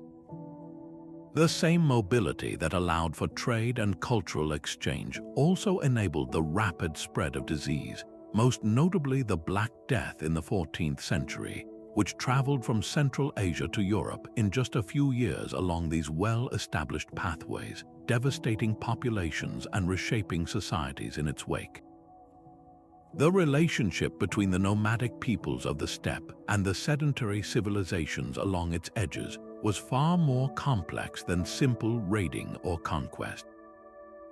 As historian Thomas Barfield so brilliantly articulated, it was often a symbiotic relationship, a delicate dance of conflict and cooperation that lasted for centuries. Chinese empires built their Great Wall not just to keep nomads out, but to regulate trade and interaction, to control the border where two different worlds met. The nomads needed access to the agricultural products, luxury goods, and sometimes even the tribute payments of settled societies, while those settled societies needed the horses, furs, and other products of the steppe, and above all, they needed protection from the steppe's formidable military power. This created a fascinating system where borders were not fixed lines but fluctuating zones of influence, shifting with the strength of a nomadic confederation or the internal stability of a Chinese dynasty. A border might be a river one year, a mountain range the next, and then suddenly dissolve entirely when a powerful Khan united the tribes. One of the most beautiful pieces of evidence for this deep cultural connectivity is the spread of what archaeologists call the animal style, a distinctive artistic tradition depicting dynamic, often intertwined animals in combat or motion. This style appears on everything from Scythian gold plaques found in Ukraine to belt buckles in Mongolia to metalwork discovered in ancient Hungary. The consistency of themes and execution across such vast distances and different cultures points to sustained contact and exchange along the steppe corridor. It wasn't that every culture produced identical art, but that they shared a common artistic language, a set of motifs and techniques that traveled with traders, migrants, and metalworkers. This shared aesthetic creates a kind of cultural map that completely ignores our modern concepts of East and West, showing instead a continuous creative zone that stretched across the entire breadth of Eurasia. The ultimate demonstration of the steppe corridor's strategic importance came in the 13th century with the rise of the Mongol Empire. What set Genghis Khan and his successors apart was not just their military brilliance, but their mastery of the corridor itself.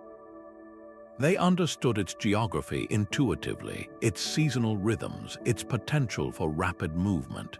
They created a system of horse relay stations known as the Yam that functioned as a medieval pony express, allowing messages, goods, and officials to travel from one end of their empire to the other with breathtaking speed. This logistical network turned the vastness of the steppe from an obstacle into their greatest advantage, enabling them to coordinate military campaigns across thousands of miles and administer the largest contiguous land empire in history. The Mongol peace that followed created an unprecedented era of safe passage across Eurasia, allowing ideas, technologies, and people to move from Europe to China and back again with a freedom never before seen. This great grassy highway reminds us that geography is not destiny, but it does provide the stage upon which human history unfolds. The Eurasian steppe corridor was a geographical gift, a natural pathway that facilitated movement on a continental scale for millennia. It allowed for the transmission of everything from military technology to deadly pathogens, from artistic styles to whole languages. It created a world where a Hungarian folk tale might share elements with a story told in Mongolia, where a musical instrument found in China might have its counterpart in Eastern Europe. The corridor shows us that the most significant borders in human history were often not the lines that divided us, but the pathways that connected us, the invisible highways of grass, river, and wind that carried the ideas, people, and innovations that shaped our world. Now let's journey to a world of stepped pyramids, dense rainforests, and bustling marketplaces, the vibrant civilizations of Mesoamerica. Here, a different kind of network flourished, one that connected the highland valleys of Mexico with the tropical lowlands of the Yucatan and stretched all the way down to Panama. This wasn't a single empire under one ruler, but a complex and dynamic web of trade routes that moved goods, people, and ideas across incredibly diverse ecological zones for thousands of years. From the mysterious Olmecs, often called the mother culture of the region, to the mighty Aztecs who were still expanding their network when Europeans arrived, these pathways created a shared cultural world that transcended the countless political and linguistic divisions between city-states and kingdoms. The borders that truly mattered here weren't drawn on maps by kings. They were defined by the reach of shared beliefs, a common calendar, and a recognizable artistic style that could be found from one end of this world to the other. At the heart of this sprawling network were powerful hub cities that functioned like central stations in a vast transportation system. The great metropolis of Teotihuacan, which dominated central Mexico between the 1st and 6th centuries, stands as the ultimate example. At its peak, it was one of the largest cities in the entire world, with a multi-ethnic population drawn from across Mesoamerica. Its influence wasn't primarily military, it was economic and cultural.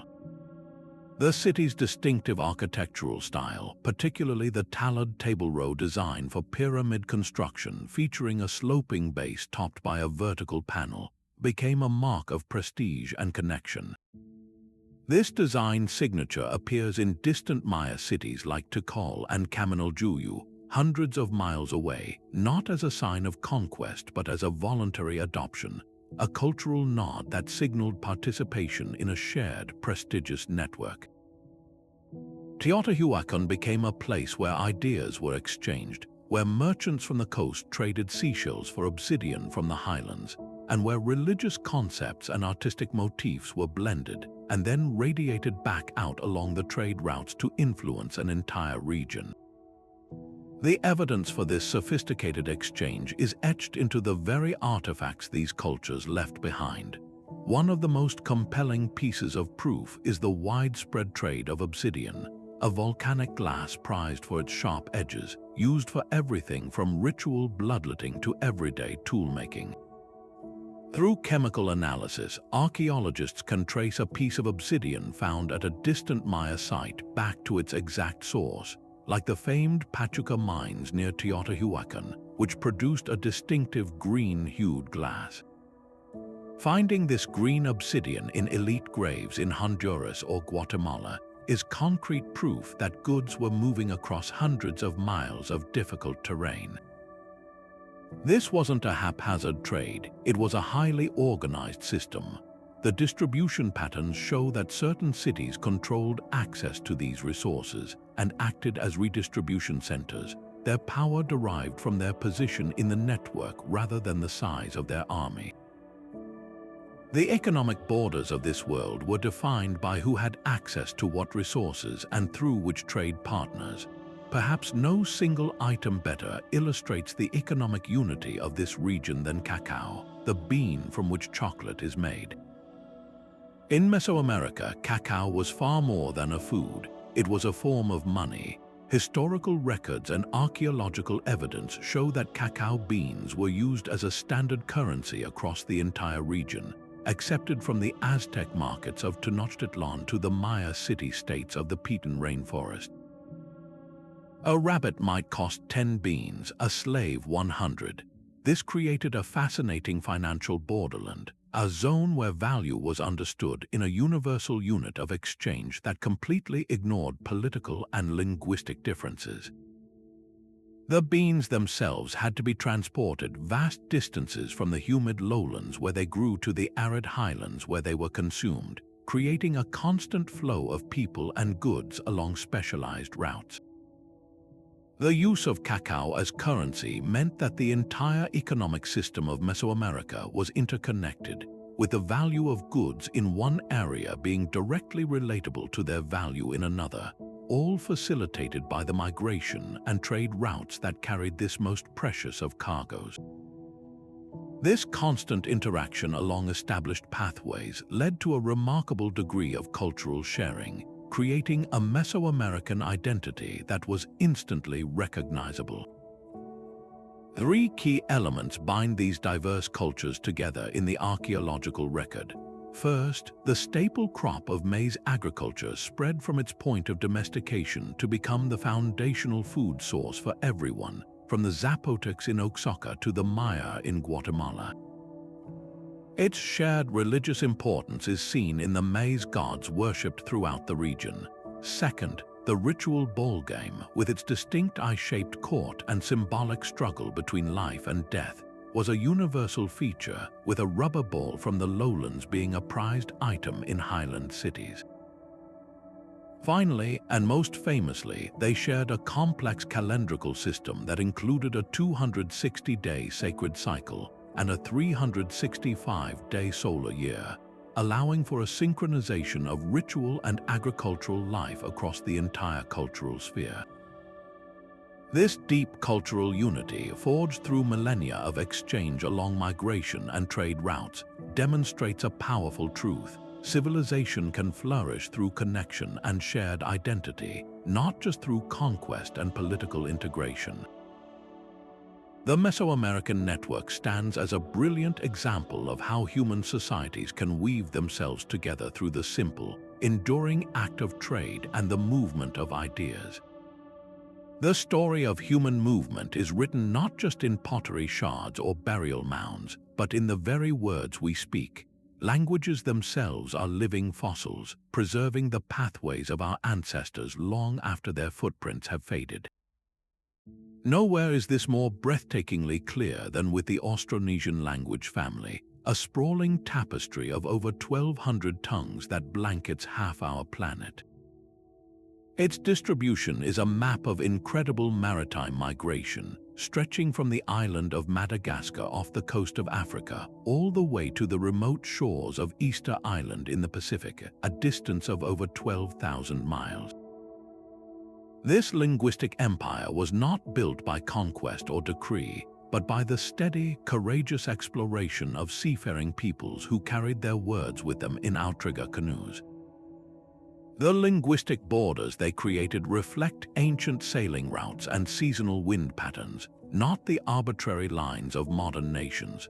A person in the Philippines, Hawaii, and New Zealand might speak languages that are fundamentally related, despite the vast ocean between them, because their ancestors all followed the same star-guided pathways across the water. But what happened when these pathways collided, when people from completely different linguistic worlds found themselves needing to communicate? The answer lies in the fascinating emergence of trade languages, or pidgins. These are not full languages in their own right at first, but clever, simplified systems of communication that arise from practical necessity in zones of intense contact. In the Mediterranean for centuries, a lingua franca known as Sabir allowed Italian, Spanish, Greek, Arab, and Turkish merchants to haggle, negotiate, and share a laugh in a bustling port city. It was a linguistic cocktail, blending vocabulary from all its parent languages into a pragmatic tool for trade. Similarly, in the Pacific Northwest of North America, Chinook jargon developed among indigenous tribes with vastly different languages as a way to facilitate the growing fur trade with Europeans. It created a new, shared linguistic borderland, a zone where a complex idea could be conveyed with a few key words and gestures, overcoming deep-rooted language barriers for the sake of mutual benefit and survival. These contact languages are the ultimate testament to human adaptability, proving that when migration routes bring people together, we will always find a way to build a bridge with words. The work of historical linguists like Merit Rulon has been crucial in decoding this ancient history. By meticulously comparing core vocabularies and grammatical structures across the globe, linguists can group languages into vast family trees. The distribution of these families often paints a startlingly clear picture of human movement that predates written history. For instance, the concentration of the diverse Khoisan languages, known for their unique click consonants, in southern Africa, suggests a much wider distribution that was later overlain by the expansion of Bantu-speaking peoples. The pattern of Indo-European languages across Eurasia aligns almost perfectly with the migration routes of the Yamnaya steppe pastoralists we discussed earlier.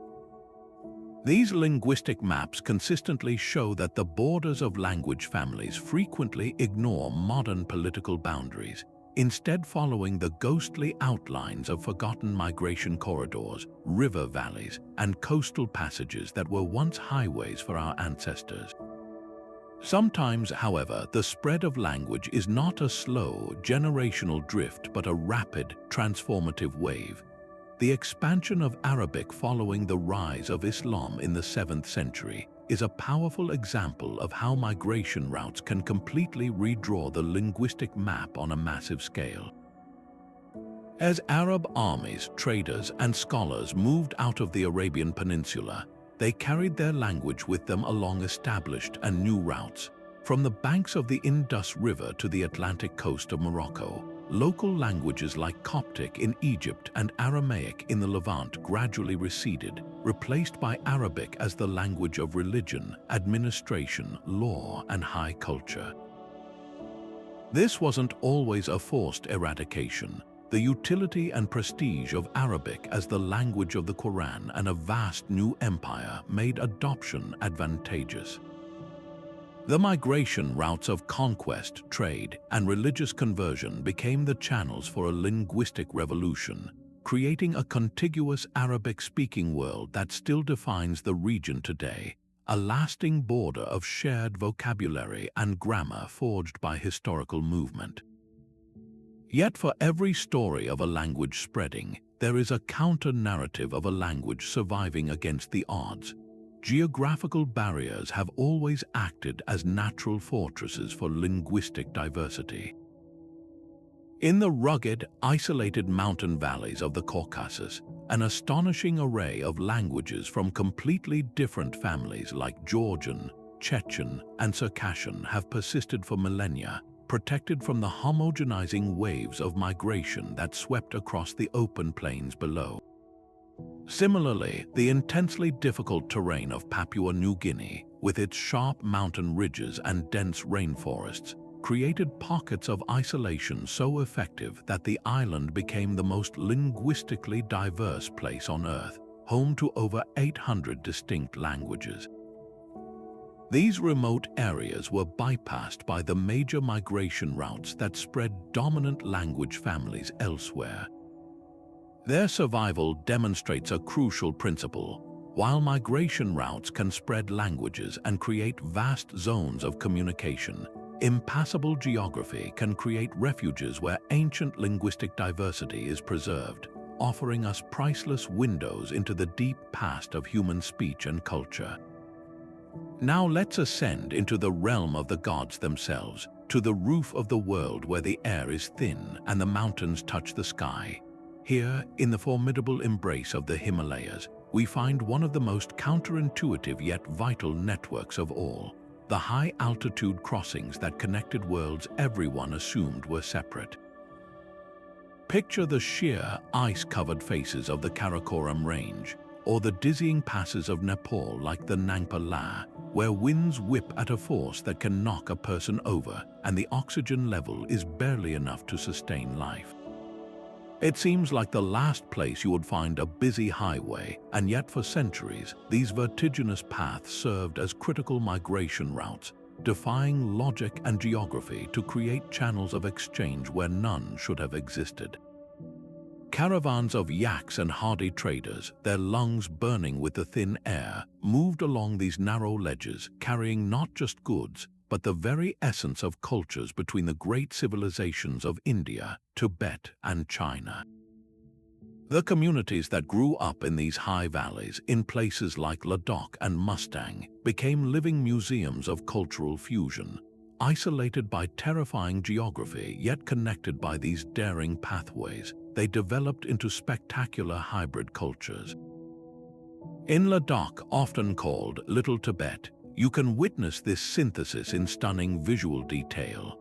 The architecture might feature Tibetan-style whitewashed walls and flat roofs, designed for heavy snow, but the woodwork around the windows carries intricate carvings inspired by Kashmiri artisans from the West.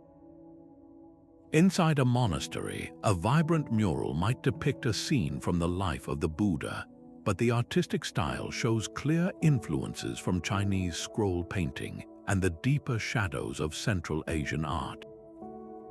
The people themselves, through centuries of intermarriage along these routes, often bear the physical features of multiple ethnicities.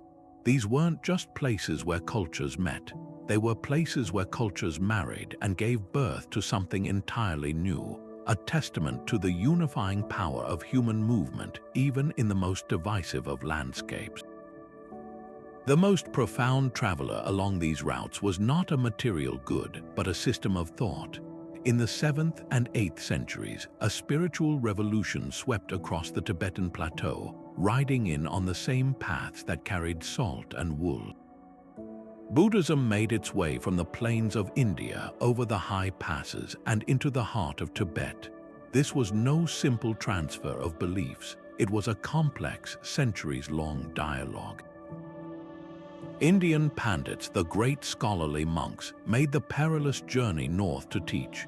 Tibetan translators, known for their incredible linguistic skill, worked tirelessly to render thousands of pages of Sanskrit Buddhist texts into their own language.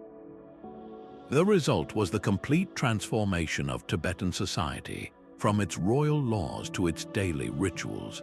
This created a fascinating religious map where the spiritual border of Tibetan Buddhism extended from the high Himalayas deep into Mongolia and parts of China, a boundary of shared faith that completely ignored the political borders between competing kingdoms and empires. A monk in a remote Himalayan Gampa felt a deeper kinship with a fellow practitioner in distant Lhasa than with a Hindu trader in the valley below. This exchange of deep knowledge extended far beyond religion into the very practical science of life and death. The Himalayan routes became a conduit for medicinal knowledge, creating a unique healing tradition that is still revered today. Tibetan medicine, or Sowa Rigpa, is a perfect example of this high-altitude intellectual fusion. It absorbed the ancient Indian Ayurvedic system with its theory of the three humas and blended it with Chinese herbal knowledge and even concepts from Greek medicine that had traveled east along the Silk Road. Medicinal plants from the wet foothills of Assam were traded for minerals from the Tibetan highlands and herbs from the Chinese plains. Recipes for life-saving compounds were exchanged and refined in monastic universities. This specialized information, often encoded in intricate medical texts and diagrams, moved along the same routes as merchants and pilgrims, creating a shared understanding of the human body that crossed every conceivable cultural and political divide. The health of a population, in effect, depended on the free flow of knowledge along these impossible pathways. The physical evidence for this long-distance connection is buried in the very soil of these mountains. Archaeological excavations at medieval monastic sites high in the Himalayas have yielded treasures that tell a global story. Within the walls of a remote, 1,000-year-old Buddhist stupa in Nepal, researchers have uncovered delicate fragments of Chinese silk, likely offered as a pious donation by a trader who carried it up from the lowlands. In the ruins of caravanserais, the bones of animals and remnants of cooking pots reveal a diverse diet spices that could only have come from India, like black pepper and cardamom, found alongside grains cultivated on the Tibetan plateau and tea bricks compressed in China for easier transport. These artifacts are not random. They are the discarded footprints of a sustained and sophisticated exchange network. They prove that the daunting Himalayan range was not an impenetrable wall, but a challenging filter, one that, for those with the knowledge and courage to pass, offered connection between worlds that were meant to be kept apart. Now, let's pivot from the high-altitude passes of the Himalayas to a different kind of corridor, one defined not by verticality but by horizontality. A vast, semi-arid belt of land stretching across the entire width of Africa, just south of the Great Sahara Desert. This is the Sahel, a name derived from the Arabic word for shore, and it functioned precisely as that, a coastline between two worlds. To the north lay the immense ocean of sand, and to the south, the lush savannas and rainforests. But the Sahel was far more than a boundary. It was a dynamic highway in its own right, an east-west corridor that connected the burgeoning civilizations of West Africa with the ancient kingdoms of the Nile Valley and the trading networks of the Red Sea. This route allowed for a continuous, continent-spanning dialogue that wove together the destinies of sub-Saharan Africa and the Mediterranean world in a way that the north-south Trans-Saharan routes alone could not achieve. The movement along this corridor was a story of brilliant adaptation. The Sahel is a challenging environment, defined by its long, punishing dry season and its short, unpredictable bursts of rain. The communities that thrived here and the travelers who moved through it developed a specialized knowledge that historian John Iliffe identifies as the true border of this region. The border wasn't a line on a map between warring kings. It was a knowledge frontier. It was the intricate understanding of when and where the seasonal rains would arrive, which wells would still hold water deep into the dry months, and how to manage scarce grazing resources for livestock. This shared environmental wisdom created a cultural zone that was distinct from both the desert nomads to the north and the forest farmers to the south. The people of the Sahel were united by a common set of survival skills, and it was this expertise that made the corridor navigable for the movement of far more than just people. What traveled along this pathway was nothing less than the foundational toolkit of African civilization. From the east, likely originating in the region of modern-day Sudan and Ethiopia, came the sophisticated agricultural practices for cultivating drought-resistant grains like sorghum and pearl millet. These crops were perfectly suited to the Sahel's ecology, and their gradual spread westward along the corridor allowed for more stable, populous settlements to take root. This agricultural revolution moved at the speed of human contact, with knowledge of planting cycles, seed selection, and storage techniques being passed from one community to the next.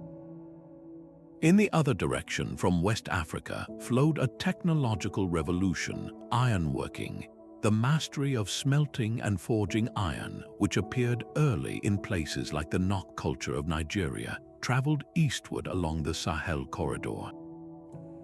This knowledge transformed every aspect of life, from creating more effective farming tools to produce greater agricultural surplus, to crafting formidable weapons that could defend or expand a community's resources.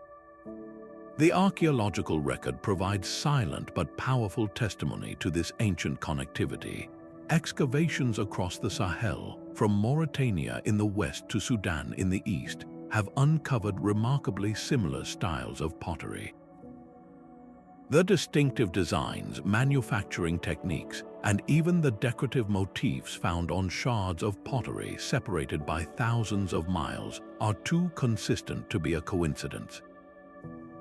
They are the cultural signature of a people in conversation. Furthermore, settlement patterns tell a similar story. The remains of ancient villages show a preference for similar locations, often on slight elevations near seasonal rivers, and a shared approach to communal organization and defense. This material culture creates a map of its own, charting a corridor of shared identity and interaction that persisted for millennia, completely independent of the rise and fall of any single empire or kingdom. Perhaps the most transformative piece of technology to travel the Sahel corridor was not a tool, but an animal, the camel. While often associated with the Trans-Saharan routes, the knowledge of camel domestication itself had to reach the edge of the desert before those legendary journeys could begin. This technology likely filtered down from North Africa and the Nile Valley, moving westward along the Sahel. The communities living on the southern shore of the Sahara were the first to understand how to breed, train, and navigate with these incredible ships of the desert. Their adoption of the camel was a game changer. It didn't just facilitate the north-south trade across the desert, it also enhanced east-west travel along the Sahel itself, allowing for heavier loads to be carried over longer distances between stops. The camel turned the Sahel from a challenging pathway into an efficient commercial and cultural artery, dramatically accelerating the exchange of goods and ideas that was already underway. This great corridor demonstrates a profound historical truth with beautiful clarity, that human geography is often shaped by ecology. The Sahel was not a route chosen by a king or decreed by a conqueror. It was a pathway dictated by the very climate and vegetation of Africa itself. It was a zone where certain crops would grow, where certain animals could thrive, and where people with a specific body of knowledge could not only survive but flourish. This ecological determinism created a natural highway that facilitated the spread of everything from farming techniques to religious beliefs, weaving a tapestry of shared culture across the continent's widest part. The African Sahel corridor stands as a magnificent example of how the environment provides the stage, and human adaptation writes the play, resulting in a history of connection and exchange that helped shape the destiny of an entire continent. Picture the intoxicating aroma of cloves, nutmeg, and pepper. Scents so powerful they could mask the smells of a months-long sea voyage, and so valuable they were worth more than their weight in gold. These weren't just kitchen spices in the ancient world. They were symbols of status, vital components of medicine, and essential elements of religious ritual. And they all grew in one specific, almost mythical place, the Maluku Islands of Southeast Asia, a scattered archipelago known to European explorers as the Spice Islands. The desperate desire for these fragrant treasures didn't just inspire a few adventurous voyages. It built one of the most extensive and enduring maritime networks in human history. This was the Spice Route, a sprawling web of sea pathways that connected the lush islands of Indonesia to the bustling ports of India, the wealthy empires of the Middle East, and eventually the eager markets of Europe. For over 1,000 years, these ocean currents carried more than just sacks of pepper. They carried the very currents of history itself, reshaping economies, religions, and cultures across half the planet. The true genius of this network lay in its mastery of nature's own rhythm, the predictable, clockwork monsoon winds of the Indian Ocean. For 6 months of the year, the winds blow steadily from the southwest, and for the other 6, they reverse to blow from the northeast. Ancient sailors learned to read this seasonal pattern like a celestial calendar. A merchant could set sail from the coast of Yemen or Oman on a vessel powered by these very winds, riding them directly to the shores of Kerala in India or even to the Strait of Malacca. Months later, when the winds reversed, that same sailor could make the return journey with the same natural assistance, his ship now heavy with spices, exotic woods, and precious resins. This reliable pattern didn't just make travel possible, it made the entire Indian Ocean a single, interconnected zone of exchange. It bound together the cultures of East Africa, Arabia, India, and Indonesia in a way that would have been unimaginable without this environmental gift, creating a pre-modern global economy that operated with stunning efficiency long before the age of European exploration. As historian Anthony Reid has meticulously documented, this maritime network created a connected world of astonishing sophistication stretching from the Swahili coast of East Africa all the way to the port of Guangzhou in China. The real powerhouses of this system were not the empires at the endpoints, but the cosmopolitan trading cities that grew up at its vital crossroads. The most legendary of these was Malacca, located on the narrow strait between Sumatra and the Malay Peninsula. This wasn't just a port, it was a magnificent cultural melting pot, a thriving emporium where a Chinese junk, an Indian dhow, and an Arab bagler could all be docked in the same harbor. In its bustling markets, you could hear a dozen languages spoken before lunch. Tamil merchants from India negotiated with Javanese spice growers, while Arab scholars debated with Chinese officials. The city had separate quarters for different trading communities, each with its own customs and laws, yet all operating under a common commercial understanding. Malacca was the ultimate border zone, a place where political and ethnic borders dissolved in the face of shared commercial interest, creating a vibrant, hybrid culture that was entirely its own. Perhaps the most profound and lasting cargo carried on these spice-laden ships was not material but spiritual. The routes that carried nutmeg and pepper became the very same pathways for the peaceful spread of Islam into maritime Southeast Asia. This wasn't a story of conquest by the sword, but one of conversion by the sample. Beginning around the 12th century, Muslim merchants from Gujarat in India and from the Arabian Peninsula established small communities in port cities like Samudra Pasai in Sumatra and Malacca itself. Their reputation for honesty in business, their sophisticated financial practices, and their network of connections that stretched across the known world made a powerful impression on local rulers. Conversion often began with these elites, who saw clear advantages in aligning themselves with this vast and prosperous trading network.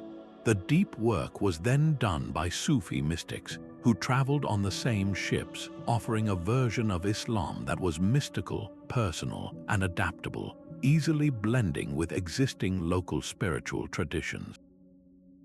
The result was the gradual, peaceful Islamization of much of Indonesia and Malaysia, creating the world's most populous Muslim nations today. The religious border of Islam was drawn not by a caliph's army, but by the monsoon winds that carried both spices and preachers. The archaeological evidence for this deep connectivity is not buried in grand tombs, but lies beneath the waves and in the shared technologies of the sea. Shipwrecks discovered in the Java Sea, like the famous 9th century Belitung wreck, tell a spectacular story.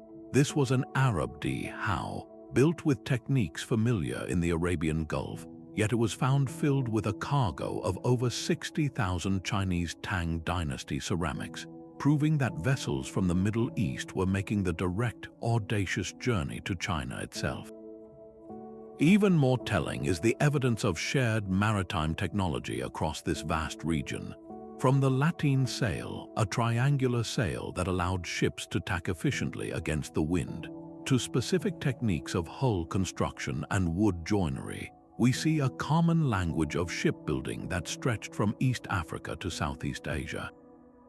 This wasn't coincidence, it was the result of centuries of contact, observation, and shared innovation among the sailors and shipwrights who plied these routes. They were solving the same problems of wind and wave, and they were learning from one another, creating a unified technological zone across the Indian Ocean. This magnificent network, which had operated for over a millennium, demonstrates the ultimate power of a simple commodity to reshape the world.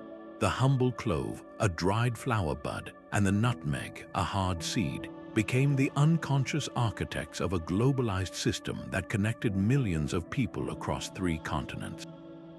They created economic borders based on control of knowledge and access, not on royal decrees.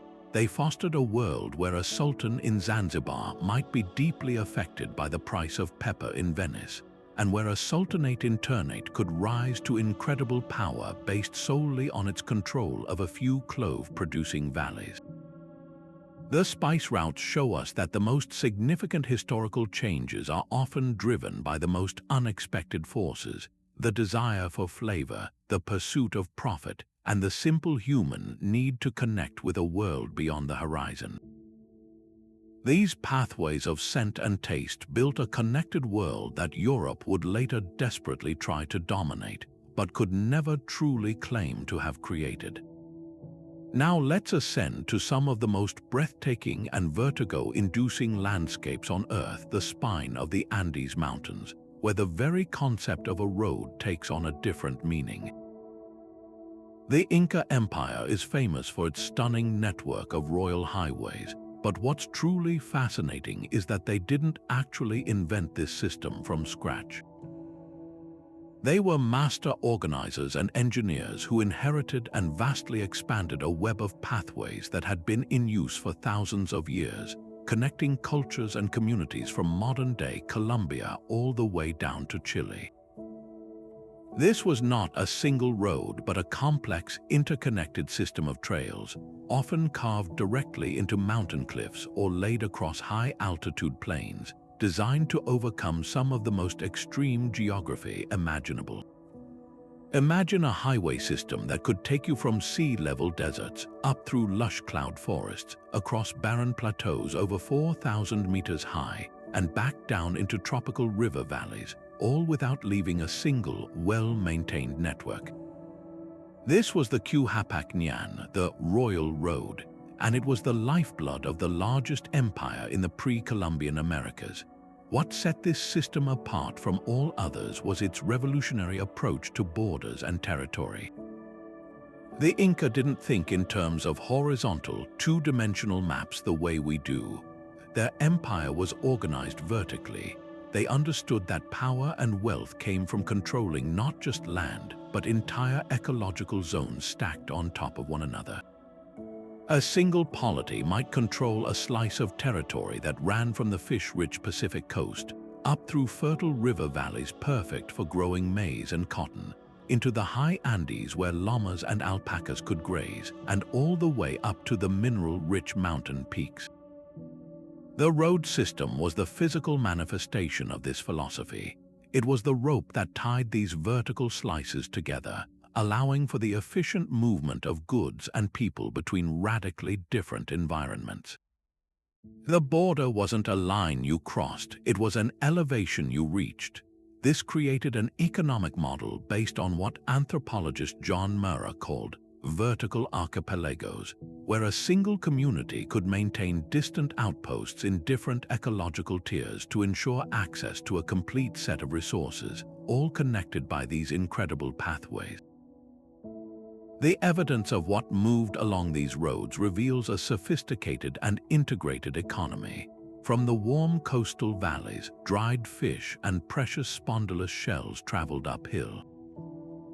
From the mid-altitude slopes, vast quantities of maize, a staple that could be stored for years, were transported in both directions. From the high-altitude Puna grasslands, caravans of llamas carried loads of freeze-dried potatoes, known as chuño, and dried meat down to lower elevations. And from the highest mines, valuable goods like salt and sometimes even gold made their journey. This wasn't just random trade, it was a highly organized system of redistribution. The state used the roads to collect tribute from across its diverse territories and then redistribute those goods to areas where they were scarce, ensuring stability and reinforcing imperial control. A community in the dry highlands might receive regular shipments of seafood as part of their rations from the state, while a coastal community might receive wool from the highlands. The road allowed the empire to function as a single, integrated economic unit despite its mind-boggling environmental diversity. The sheer sophistication of this network is etched into the archaeological remains that still line these ancient paths.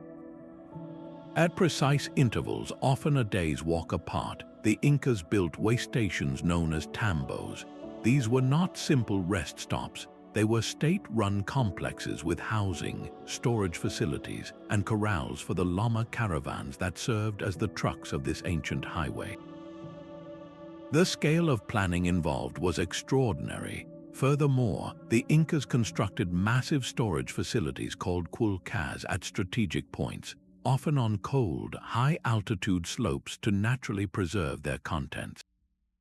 Archaeologists have found these storehouses capable of holding enough food to feed tens of thousands of people for years, acting as a national insurance policy against famine and a logistical base for military campaigns.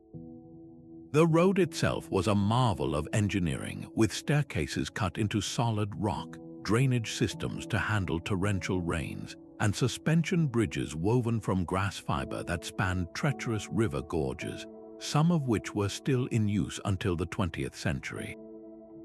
Perhaps the most powerful testament to the utility and brilliance of this system is the fact that it refused to die with the Inca Empire.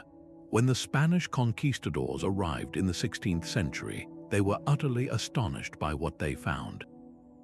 They had never seen roads like this in Europe. While they initially dreamed of building carts and carriages to run on them, they quickly discovered the terrain was too extreme for wheeled vehicles.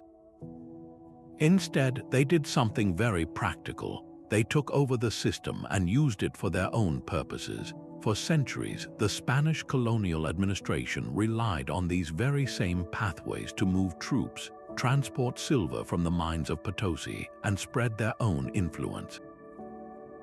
The roads built by the Incas on foundations laid by even earlier cultures became the central nervous system of Spanish South America for hundreds of years.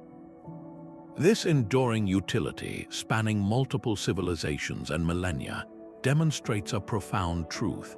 A truly effective migration route is so perfectly adapted to its environment and human need that it can outlive the very empires that built it, becoming a permanent feature of the human landscape. But while the Mediterranean had its spices and the silk rode its silks, Northern Europe held a treasure of its own, one that glowed with the warmth of captured sunlight. Picture the coastlines of the Baltic Sea, where for thousands of years a unique geological gift washed ashore, amber. This fossilized tree resin, polished by the sea into golden gems, became the engine for one of Europe's most ancient and enduring trade networks. This wasn't a single, formal road, but a fluid, shifting web of coastal sailing routes, river portages, and forest trails that channeled the riches of the north. Amber, yes, but also furs, wax, honey, and walrus ivory south toward the civilizations of the Mediterranean that craved them. The borders that emerged here weren't drawn by kings or treaties. They were defined by control over these valuable resources and the knowledge of how to move them.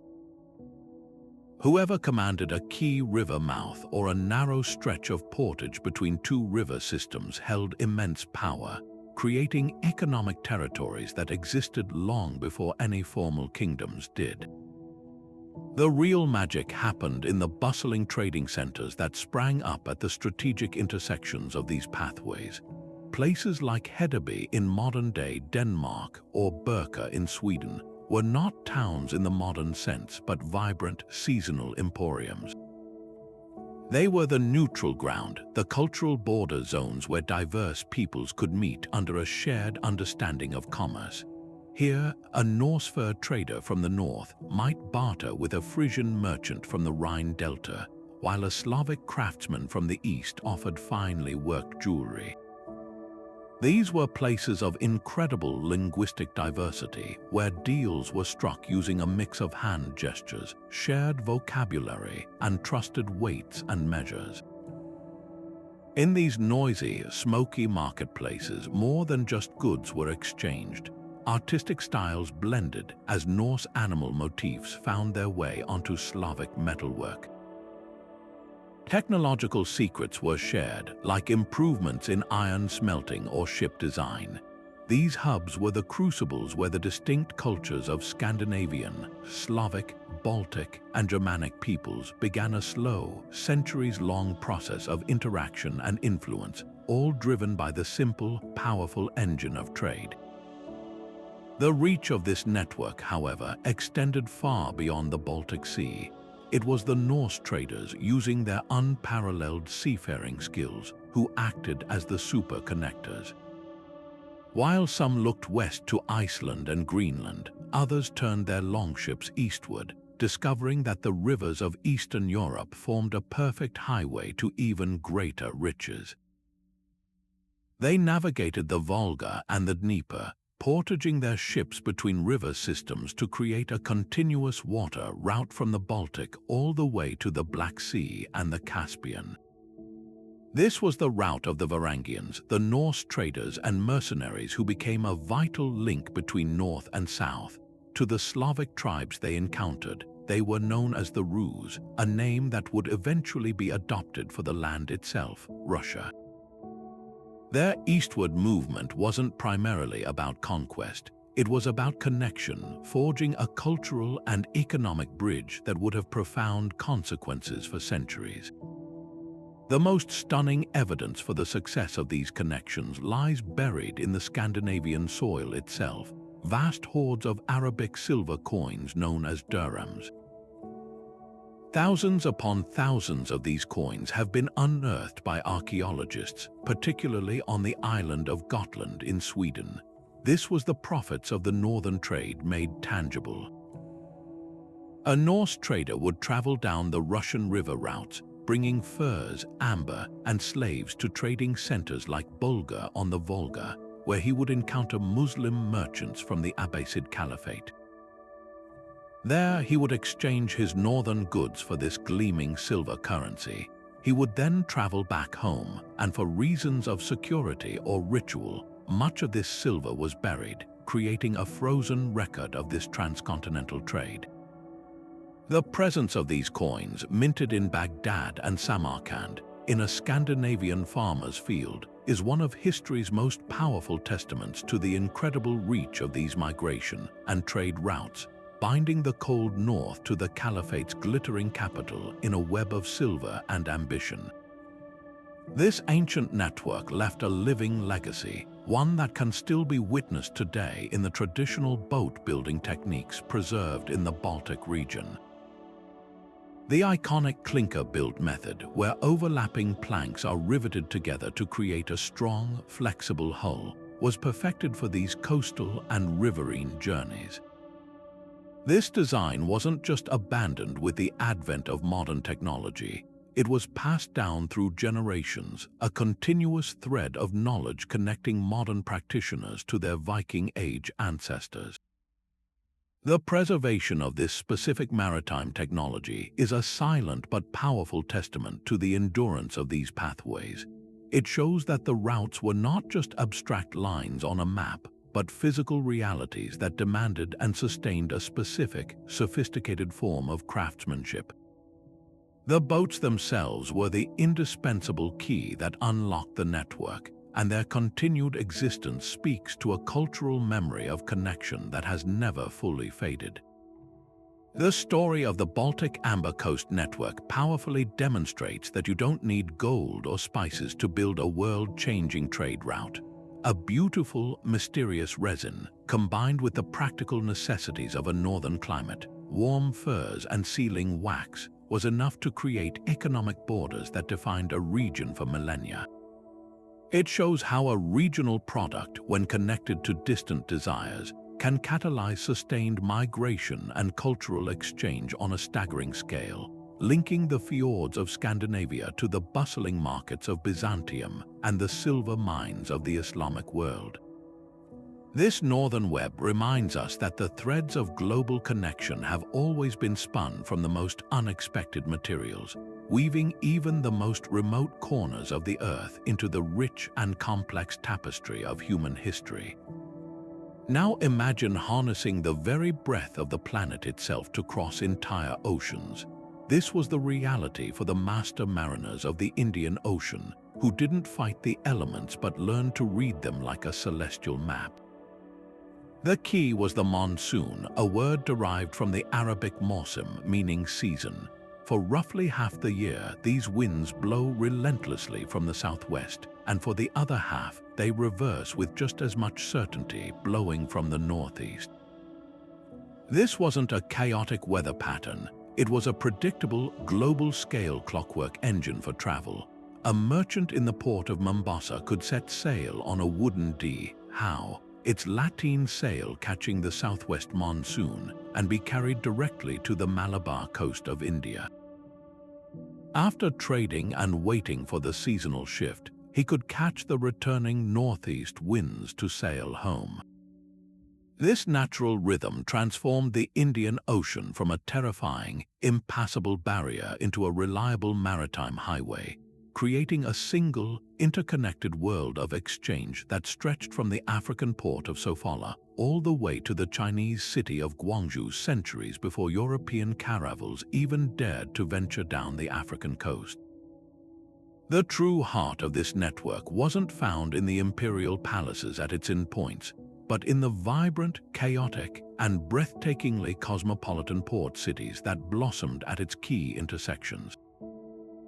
Places like Zanzibar, Hormuz, Calicut, and Malacca were more than just docks and warehouses.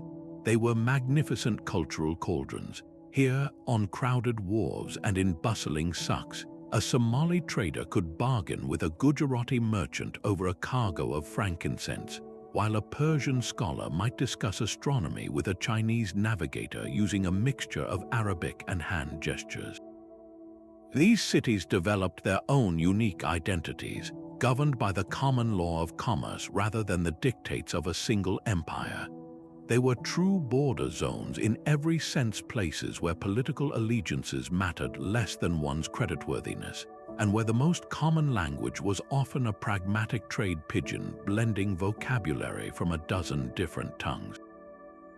In these spaces, the very concept of a fixed cultural border dissolved, replaced by a fluid, hybrid identity built on connection and mutual profit. As historian Michael Pearson has so eloquently illustrated, the most profound cargo carried on these monsoon winds was often intangible.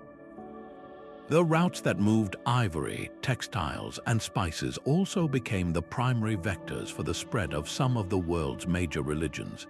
Islam traveled peacefully from the Arabian Peninsula to the shores of Indonesia, not primarily through conquest, but with the steady, patient rhythm of the trading seasons. Muslim merchants established small communities in foreign ports, their piety and business integrity slowly attracting converts. Similarly, Hinduism spread from India to Southeast Asia, influencing the great kingdoms of Java and Cambodia, as evidenced by the magnificent temple of Angkor Wat, a stunning architectural fusion of Indian design and local spiritual expression. Buddhism, too, made its way across these waters, with monastic scholars traveling on trading vessels between India and China. This created a fascinating religious map where a Muslim in Java might feel a deeper connection to a co-religionist in Oman than to a Hindu neighbor, and where the spiritual borders of faith perfectly mirrored the commercial pathways of the monsoon trade. Yet the exchange that perhaps most tangibly altered human destiny involved not spices or scriptures, but sustenance. The movement of food crops along these maritime highways quietly revolutionized agriculture across continents.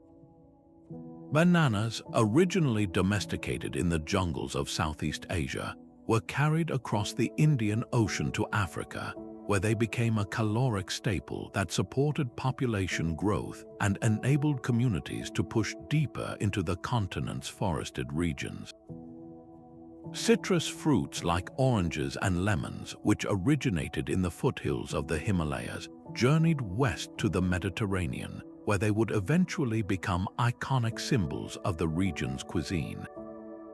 In return, African crops like sorghum and pearl millet found their way to India.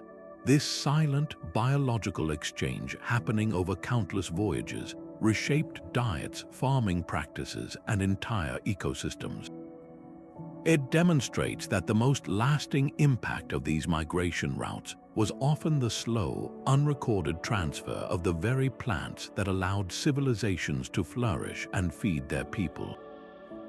The archaeological record provides stunning, concrete proof of this interconnected world, revealing a shared maritime culture that spanned the entire ocean. Shipwrecks discovered off the coast of Indonesia, like the 9th century Belitung wreck, tell a spectacular story. This was an Arab dhow, built with techniques familiar in the Gulf, yet it was found carrying a massive cargo of Chinese Tang Dynasty ceramics, likely destined for the Middle East. This single vessel is a microcosm of the entire network, its structure, its origin, and its cargo all speaking to a deeply integrated system of exchange. Even more telling is the evidence from dry land. Excavations of ancient ports from Kenya to Sri Lanka to Vietnam reveal remarkably similar architectural features: stone piers, specialized warehouses, and even the design of coral-built houses for merchants. This consistency in infrastructure across thousands of miles of coastline points to a shared understanding of how a port should function, a common maritime language that developed not through imperial mandate but through centuries of practical interaction and shared necessity among the diverse peoples who called the Indian Ocean their home. Picture the vast, silent expanse of the Siberian taiga and the frozen Arctic coastlines, a world seemingly at the very edge of human habitation. Yet for centuries, this immense landscape was crisscrossed by a sophisticated network of river routes and overland portages, all buzzing with activity centered on one of history's most sought-after luxury goods, fur. This was the Eurasian Fur Trade Network, a sprawling economic web that connected indigenous hunters in the remotest corners of the Arctic to the most opulent courts of Europe and the imperial palaces of China. Pathways they forged were not drawn on any political map. They were dictated by the migratory patterns of sable, ermine, and fox, and by the deep, irreplaceable knowledge of the people who lived there. This system created a completely different kind of border, one based on economic control and specialized skill rather than royal decree or military power, proving that the pull of a valuable resource could chart a course through the most imposing geography on Earth. The true architects of this network were the indigenous communities of the far north peoples like the Nenets, the Evenki, and the Conti.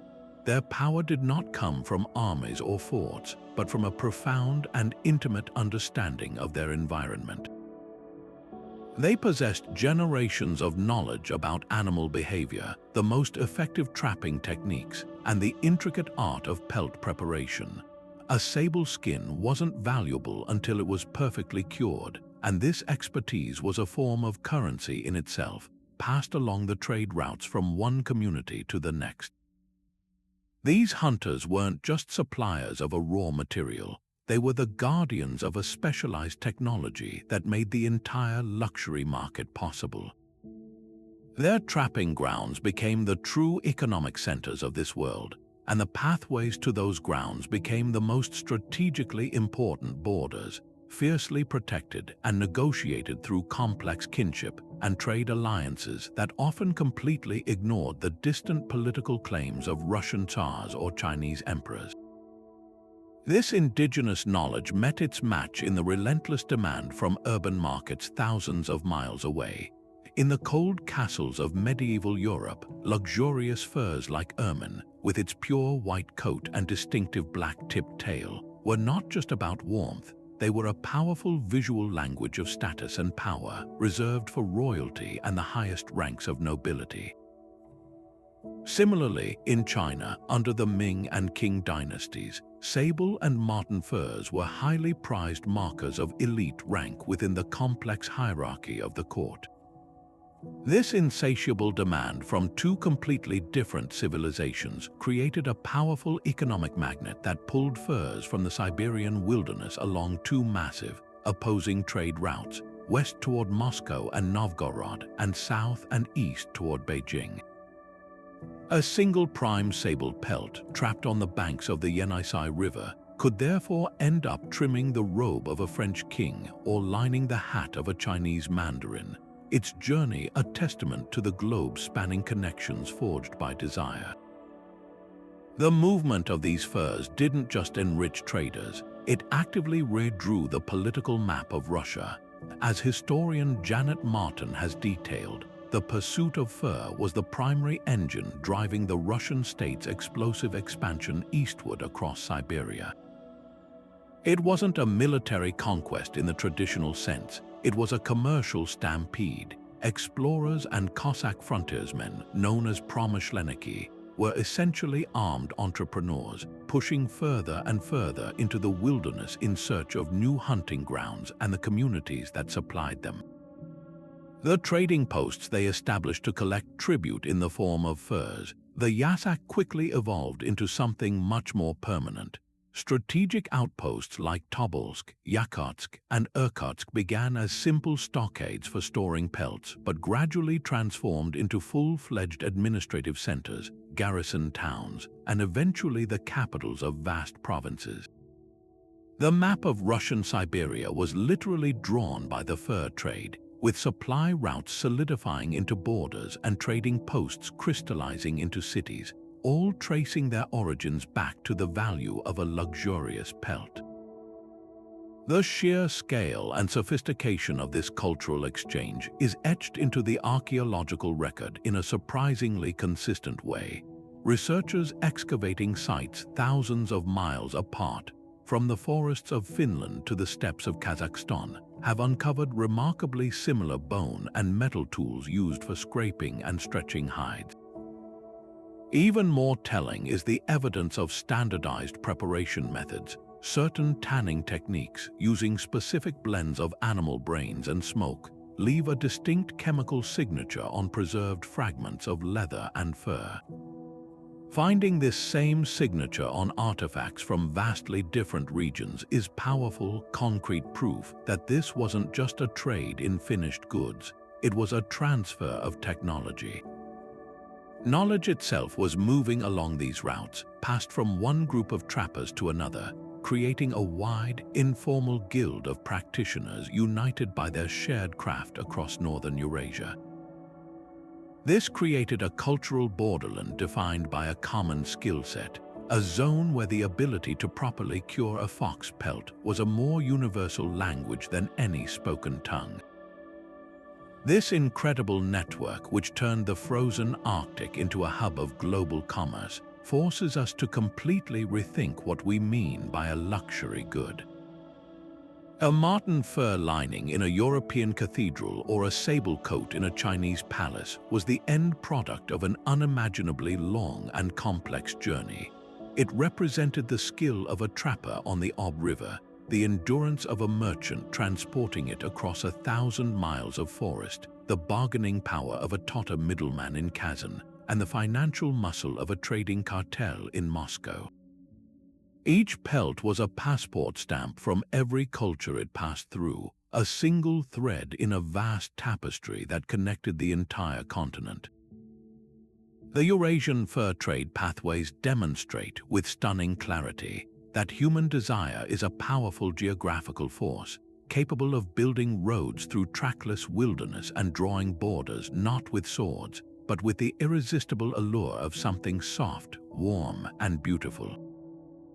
Now shift your gaze from the vast continental networks to the intricate, rain-drenched coastline of the Pacific Northwest, where a completely different kind of border was being woven, one not of land but of water and social obligation. Here, the ocean was not a barrier but a highway, and the most significant territories were not defined by fences or forts, but by the reach of kinship and the powerful bonds of ritual. Indigenous communities from northern Alaska all the way down to Oregon were master mariners, navigating their magnificent cedar canoes along a complex web of maritime routes that connected countless islands, inlets, and river mouths. This wasn't a network built for conquest or empire. It was a sophisticated social and economic system designed for connection, status, and the most profound human need to belong. The borders here were invisible to the eye but deeply felt in the heart, mapped out through complex lineages, ceremonial privileges, and the sacred responsibilities that came with them. The ultimate expression of this unique social order was the potlatch, a ceremonial feast that was so much more than a simple party. It was the engine of the entire regional economy and the central institution for defining social borders.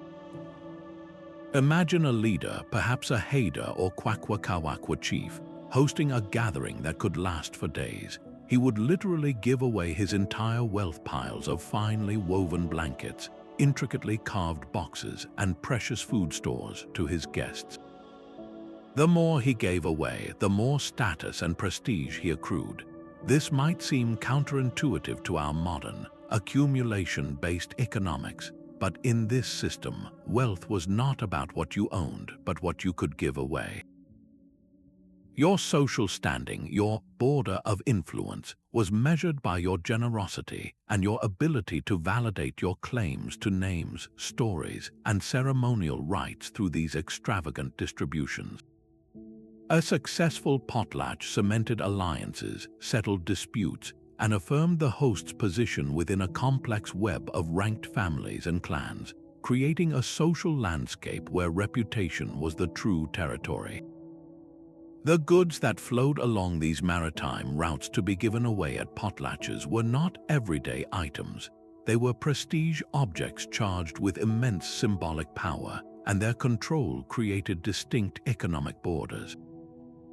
A shield-shaped copper plate, engraved with a family's crest, was perhaps the most valuable item, its worth increasing with each prestigious potlatch it was presented in.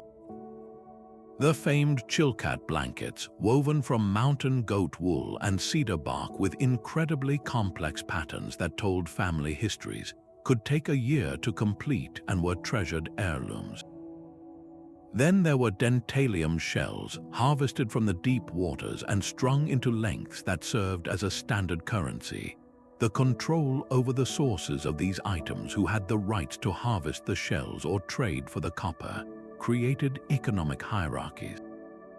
A village that controlled a rich dentalium bed or a group with exclusive trading rights for copper from the interior held significant economic power, their influence radiating out along the potlatch network, creating borders of wealth and access that were every bit as real as any modern customs line.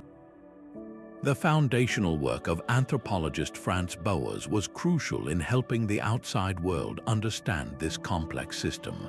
Through his meticulous fieldwork with the Kwakwaka'wakwa people in the late 19th century, he documented a stunning cultural continuity that stretched for over 2,000 miles of coastline. Despite a breathtaking diversity of languages, from Tlingit to Tsimshian to Salishan, these communities shared a common cultural blueprint. They had remarkably similar social structures based on matrilineal clans and moieties like the eagle and raven. Their mythological cycles featured the same transformative figures like Raven the Trickster. Most visibly, they shared a breathtakingly sophisticated and distinct artistic style, characterized by form lines, ovoids, and split-U designs that adorned everything from tiny amulets to massive, towering totem poles. This shared visual language created a cultural borderland that was instantly recognizable to anyone within it, uniting them in a common identity that transcended their linguistic differences. Perhaps the most iconic example of this cultural exchange is the totem pole. These monumental cedar sculptures, which told the history, lineage, and spiritual encounters of a family, were not static art objects. The techniques for their carving, the specific meanings of the figures, and the ceremonial protocols for their raising were knowledge that traveled. A master carver from the Haida Islands might be commissioned by a chief further south, bringing his distinctive style and expertise with him. Through this movement of artists and the exchange of finished poles as prestigious gifts, artistic innovation spread. A new way of depicting a bear's paw or a killer whale's fin could travel hundreds of miles along the coast, adopted and adapted by different groups, yet always remaining within the recognizable rules of the formline style.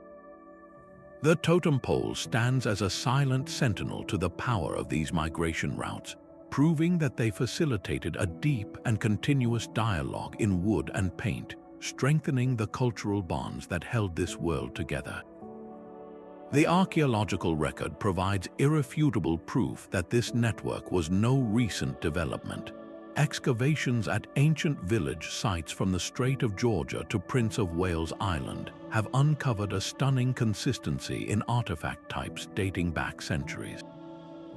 Similar styles of carved stone bowls, bone harpoon points, and labyrinth lip plugs worn as markers of status appear across this vast region.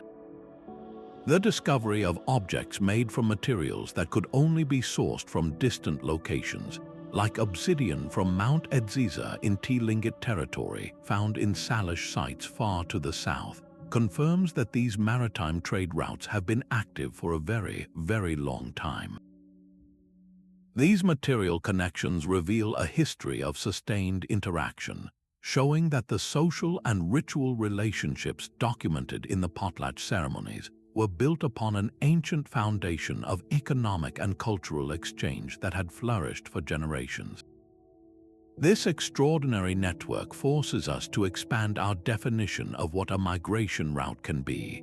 We often imagine pathways used for permanent relocation or the constant flow of trade goods. But the Pacific Northwest potlatch network was something different. It was a pathway for the movement of status, for the validation of identity, and for the strengthening of social bonds. People migrated for potlatches, traveling great distances by canoe to attend these pivotal events, but the most important thing that moved was intangible, social capital. It demonstrates with beautiful clarity that human connection isn't always driven by material need.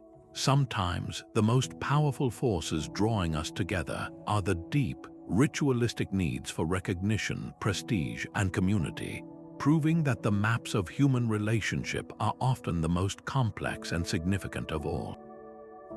Now picture a different kind of journey, one driven not by trade or conquest, but by faith. During the Middle Ages, a vast network of pathways emerged across Europe, all leading to a handful of sacred destinations: Jerusalem, Rome, and Santiago de Compostela in Spain.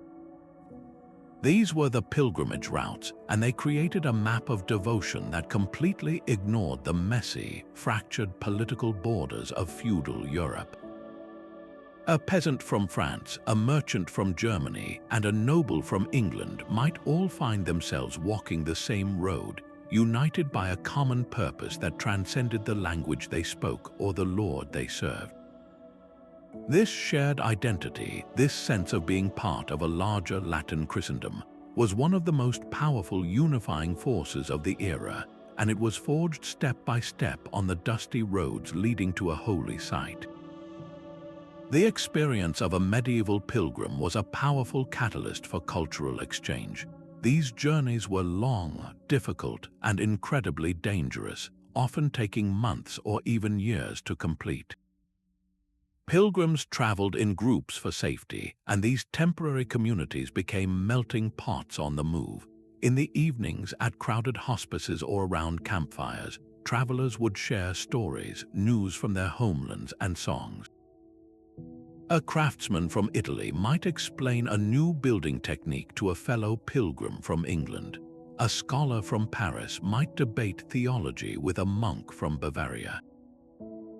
This constant, informal exchange along the pathways meant that ideas, news, and innovations traveled at the speed of a walking person, slowly but surely weaving a common European culture from the bottom up, rather than having it imposed from the top down by kings or emperors. As historian Diana Webb has illustrated, the infrastructure built to support this endless stream of travelers turned the routes themselves into cultural border zones. Monastic orders like the Knights Hospitaller established a chain of hospitals, hostels, and bridges along the major pathways, most famously the Way of St. James to Santiago.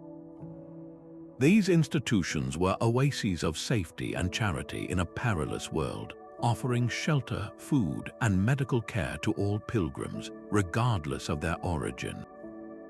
Within these walls, the social hierarchies of the outside world often softened. A wealthy nobleman might find himself sleeping next to a poor farmer, both equal in their devotion and their need for rest. The constant interaction in these spaces, funded by the donations of earlier pilgrims, created a unique transnational community bound by a shared experience of hardship and hope. One of the most visible legacies of this movement is the spread of architectural styles. The solid, imposing Romanesque style, with its rounded arches and thick walls, became the international language of pilgrimage church design. As pilgrims traveled, they would see these magnificent structures rising in towns along their route. They would return home with memories of these awe-inspiring buildings and describe them to their local builders. This led to the widespread adoption and adaptation of the style across the continent. A cathedral in southern France might directly influence the design of a church in northern Germany, not because of a centralized architectural decree, but because a pilgrim had carried the idea in their mind's eye across 1,000 miles. The pathways themselves became conduits for aesthetic values, creating a visual unity that signaled a shared spiritual identity long before a traveler even reached their final destination. The archaeological record brings the reality of these journeys to life in wonderfully personal ways. Metal detectorists and archaeologists have unearthed thousands of lead-tin alloy pilgrim badges at sites all along these routes. These were cheap, mass-produced souvenirs purchased by pilgrims at the shrines themselves: a scallop shell for Santiago, a likeness of St. Peter for Rome, a palm frond for Jerusalem. Finding one of these badges in a field in England or Scandinavia is concrete proof that someone from that village made the incredible journey and returned home, wearing this badge on their hat or cloak as a permanent testament to their faith and their adventure. Furthermore, the remains of the hospices themselves, with their large dormitories and specialized kitchens designed to feed scores of people, confirm the scale and organization of this network, revealing a medieval world that was far more mobile and interconnected than we often imagine. This sprawling network demonstrates a profound truth about human motivation. While trade routes were fueled by profit and conquest routes by power, the pilgrimage pathways were built on something entirely different: a deep, personal yearning for spiritual fulfillment and redemption. This desire was powerful enough to move millions of people across incredible distances, creating a sustained migration that lasted for centuries. It shaped economies, inspired art and architecture, and forged a collective identity that helped define medieval Europe. The roads to Rome, Jerusalem, and Compostela were more than just paths for the faithful. They were the vital arteries of a continent, pumping people, ideas, and culture back and forth, and proving that the most enduring journeys are often those taken in search of meaning. Now imagine a world of breathtaking verticality, where the soaring peaks of the Caucasus Mountains seem to carve a permanent wall between the Black Sea and the Caspian. This formidable barrier, stretching from Russia down to Turkey, appears on a map as the definitive divide between Europe and Asia, but for thousands of years the reality was the exact opposite. Hidden within these jagged rock faces were secret gateways, narrow river valleys like the Kura and the Rioni, and high mountain passes like the legendary Darial Gorge that didn't separate worlds but connected them. These were the Trans-Caucasian crossings, and they functioned as one of history's most dynamic and resilient revolving doors, facilitating a constant, churning flow of people, armies, merchants, and ideas between the great empires of the Near East and the vast steppe lands of Eurasia.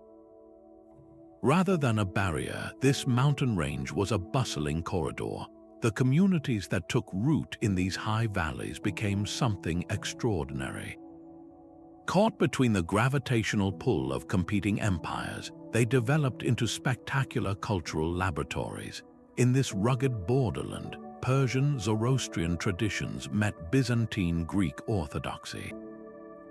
The intricate court rituals of the Sassanid Empire blended with the rough and tumble warrior ethos of steppe nomads like the Scythians and later the Alans. Armenian merchants, renowned for their skills, acted as middlemen, while the powerful kingdoms of Georgia and Caucasian Albania forged unique identities by selectively adopting and adapting elements from all their neighbors. The result wasn't a messy cultural collision, but a brilliant, sustained synthesis.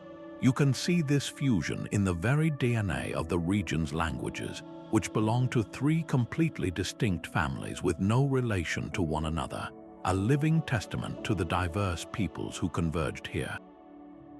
These weren't places where cultures just met. They were places where they married and gave birth to something entirely new and resilient. Perhaps the most profound traveler along these routes was a new faith. In the early 4th century, something revolutionary happened. The Kingdom of Armenia, strategically positioned astride these vital crossroads, became the first nation in the world to adopt Christianity as its state religion. This wasn't an isolated event. Just decades later, the message spread westward along these same mountain pathways to the Kingdom of Iberia, in what is now eastern Georgia. According to a beautiful tradition, a Christian captive woman named Nino performed a healing miracle for the queen, leading to the conversion of the court. This was how major religious change often occurred here, not through forced conquest by a foreign army, but through personal contact, through the quiet influence of travelers, traders, and prisoners of war moving along the migration routes. The faith then took on a distinctly local character, with the Armenian and Georgian churches developing their own unique liturgical traditions, alphabets, and architectural styles, creating a spiritual borderland that was both part of the wider Christian world and fiercely independent. This cross-pollination extended deep into the practical arts of metal and stone. The Caucasus was one of the very first places in the world to master metallurgy, with copper and bronze working dating back to the 5th millennium before the Common Era. This specialized knowledge became a prized export, traveling along the same routes as the people who held it.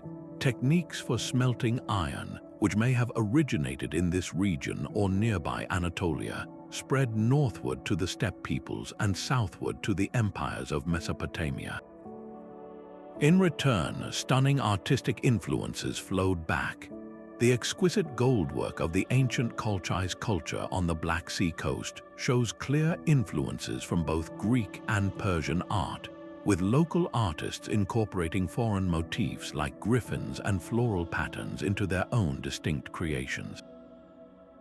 A single silver cup might feature a scene from Greek mythology executed with a Persian sense of elegance, all crafted by a local artisan for a nomadic chieftain. This was the essence of the Caucasus, a place where technology and artistry were endlessly remixed. The most enduring evidence of this connectivity is set in stone, literally, across the entire landscape. As you travel through the mountain valleys of Armenia and Georgia, you encounter a stunning array of ancient fortresses perched on impossible cliff tops. While each is unique, they share a common architectural language of strategic positioning, defensive wall construction, and the use of local stone that points to a shared understanding of warfare and power across the region. Even more telling is the sacred architecture. The distinctive style of the Armenian cross stone, or kochkar, with its intricate lace-like carving, appears in variations across the region. Early Georgian churches, while developing their own unique forms, often employed the same central dome design that was popular in Byzantine architecture, showing a clear dialogue of design ideas flowing along the pathways between the mountains and the sea. These buildings are not isolated monuments, they are a silent, stone-built network, each one a node in a web of connection that defined the Caucasus for centuries. This mountain network stands as a powerful challenge to our basic assumptions about geography, proving that even the most imposing landscapes can be woven together by the relentless, connecting energy of human movement. Now let's travel to a continent with a story of connection entirely its own, where the very landscape itself is a living library, and every path is a verse in an epic poem. Across the vast expanse of Australia, long before European maps divided the land into states and territories, Aboriginal communities wove the continent together with an invisible web of pathways known as songlines. These were not simple trails for getting from one place to another. They were the very heartbeat of the world's oldest living culture, a breathtakingly complex network that connected every hill, waterhole, and river valley through story, ceremony, and law. Imagine a map where the borders are not lines of ownership, but lines of relationship where your identity and your rights to resources are defined by your knowledge of the songs that describe the land and the ancient journeys of the creator ancestors who formed it. This was a world where geography and mythology were one and the same, and to know the song was to know the way. The practical genius of this system was its seamless fusion of the spiritual and the survivalist. A songline is, at its heart, a navigational chart set to music. As a person or a group traveled a songline, they would sing the verses that corresponded to the landscape unfolding before them. The song didn't just describe the way, it contained the vital, practical knowledge needed to survive the journey. The rhythm and lyrics might detail the location of a hidden water source that only appears after a rare rain, or a specific stand of trees where a particular type of edible grub could be found in season, or a quarry where the best stone for tool making was located. The most famous example is the trade in Pottery, a native tobacco with potent stimulant properties, which was harvested in specific regions and then traded along songlines that stretched for thousands of miles. Similarly, sacred ochre pigments, used in ceremonies that connected people to their ancestors, were traded from remote mines, their movement sanctioned and guided by the stories encoded in the songs. The route itself was the law, and the song was the passport that granted safe passage and access. The work of writer Bruce Chatwin brought the concept of songlines to a global audience, though he was building on a foundation of deep indigenous knowledge. He captured the idea that these song cycles were a kind of sonic map, a way of singing the world into existence with every step. For the traveler, to sing the country was to create it and to maintain it. This wasn't a metaphorical concept, it was a practical, spiritual, and ecological duty. The songs ensured that knowledge of the land's resources, where to find water, food, and medicine, was not stored in fragile books or maps, but memorized in the minds of every generation and reinforced through constant performance. This created an incredibly resilient system for survival in one of the world's most challenging environments, where a mistake in navigation could mean death. The border of a person's world was the limit of the songs they knew, and by learning new song cycles, they could extend their world and their kinship networks across the entire continent. This incredible web of connection facilitated a remarkable cultural continuity across Australia's wildly diverse environments. From the tropical rainforests of the north to the red deserts of the center and the temperate woodlands of the south, artistic styles and ritual practices traveled along these song pathways. While each community had its own distinct identity and language, there were hundreds of them. The shared medium of the songlines allowed for a flow of ideas. Specific patterns used in body painting or the cross-hatching designs famous in Arnhem Land bark paintings can be found in regions hundreds of miles apart, suggesting a long history of cultural exchange along these ceremonial trade routes. Rituals and dances that reenacted the journeys of creator ancestors like the Rainbow Serpent or the Seven Sisters were performed and adapted by groups along the length of a songline, creating a shared mythological landscape that transcended linguistic and geographical barriers. The archaeological record provides stunning, tangible proof of these ancient connections. Archaeologists have discovered that specific, highly efficient types of stone tools, like the iconic Australian microliths, appear in similar forms across massive distances. The style of a stone axe head found in Queensland can be nearly identical to one unearthed in South Australia, pointing to the widespread sharing of technology and technique. Even more dramatic is the evidence from rock art.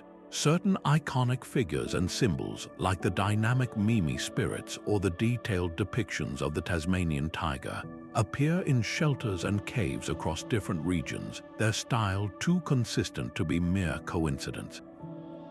This is the material signature of the songlines, the physical evidence of people moving, sharing, and maintaining a common cultural identity across a vast and demanding landscape, all guided by the songs that held the lore of the land. This magnificent network offers a radical redefinition of what a migration route can be. In Australia, the most important thing that moved was not people or goods, but knowledge itself, a deep, sacred, and practical understanding of how to live in harmony with a continent. The songlines created borders of responsibility, not of exclusion. Your border was the extent of your knowledge and your obligation to care for the country described in your songs. This system sustained a culture for over 60,000 years, making it the most enduring continuous human culture on Earth. It stands as a profound testament to the power of story, showing that the most durable pathways are not those carved by conquest or commerce, but those woven into the very fabric of culture through memory, music, and a sacred duty to the land itself.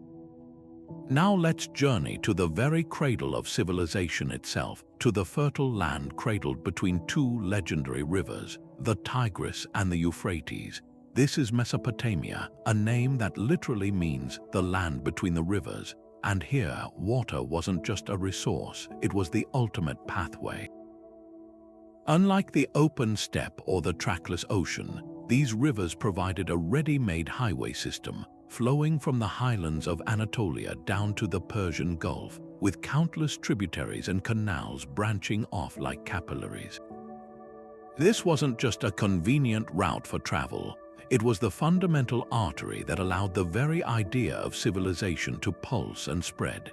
The rivers dictated the rhythm of life, their annual floods depositing rich silt for agriculture, while their currents carried not just water, but people, innovations, and the building blocks of complex society from one emerging city-state to the next. The true power of this river network lay in how it redefined the concept of a border. In this flat, alluvial plain, there were no mountain ranges or seas to naturally divide one group from another. Instead, the most significant borders were those of control and access, specifically control of water. a city's power was measured by the length of the irrigation canals it could build and maintain, and by its command of the river trade. Cities like Uruk and later Babylon didn't rise to prominence because they had the largest armies first. They became hubs because of their strategic positions on a bend in the Euphrates or at the junction of major trade routes. Their influence radiated outward along the waterways, creating economic spheres of influence that often had little to do with who ruled the surrounding farmland. A merchant in Babylon and a trader in far-off ashore might operate under different kings, but they shared a common understanding of the value of a shekel of silver and the quality of a bushel of grain, thanks to the constant connectivity of the river highways. What traveled along these muddy waters was nothing less than the toolkit of modernity itself. The most revolutionary export was the invention of writing. The Sumerians in the south developed cuneiform, a system of wedge-shaped marks pressed into wet clay tablets, initially to keep track of temple inventories, how much grain came in, how much beer went out.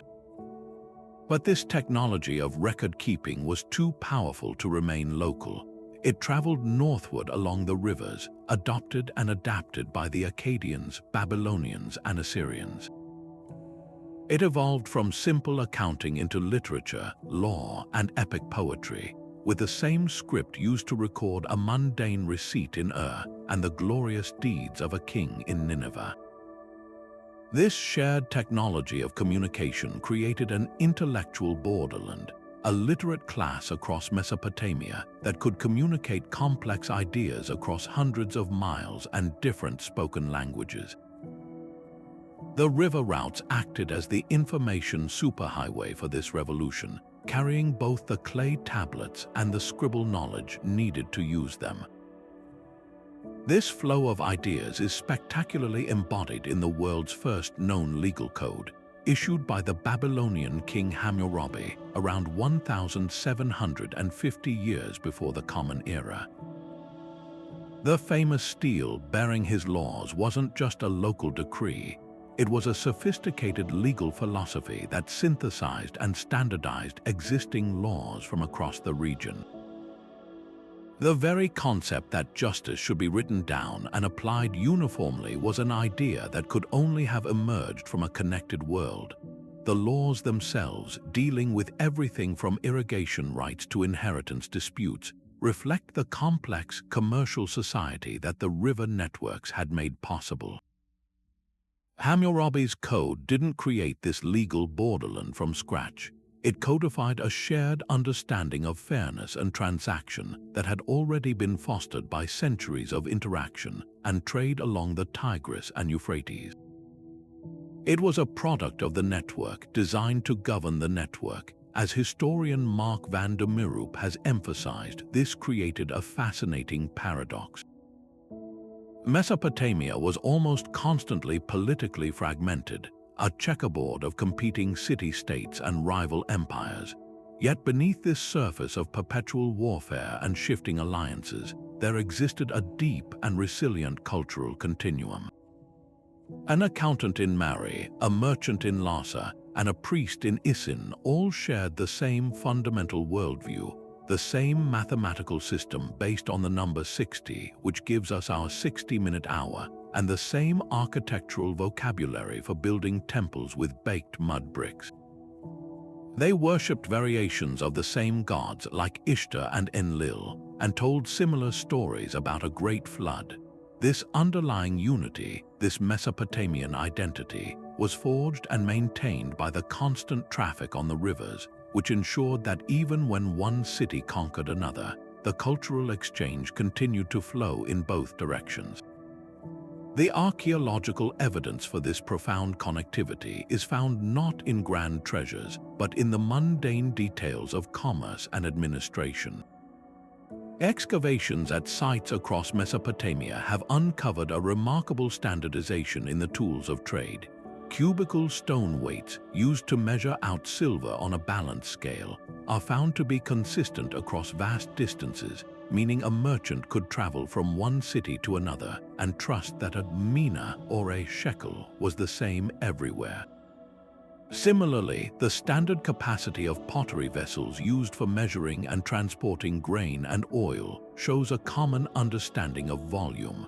Perhaps most telling are the countless clay tablets recording administrative details.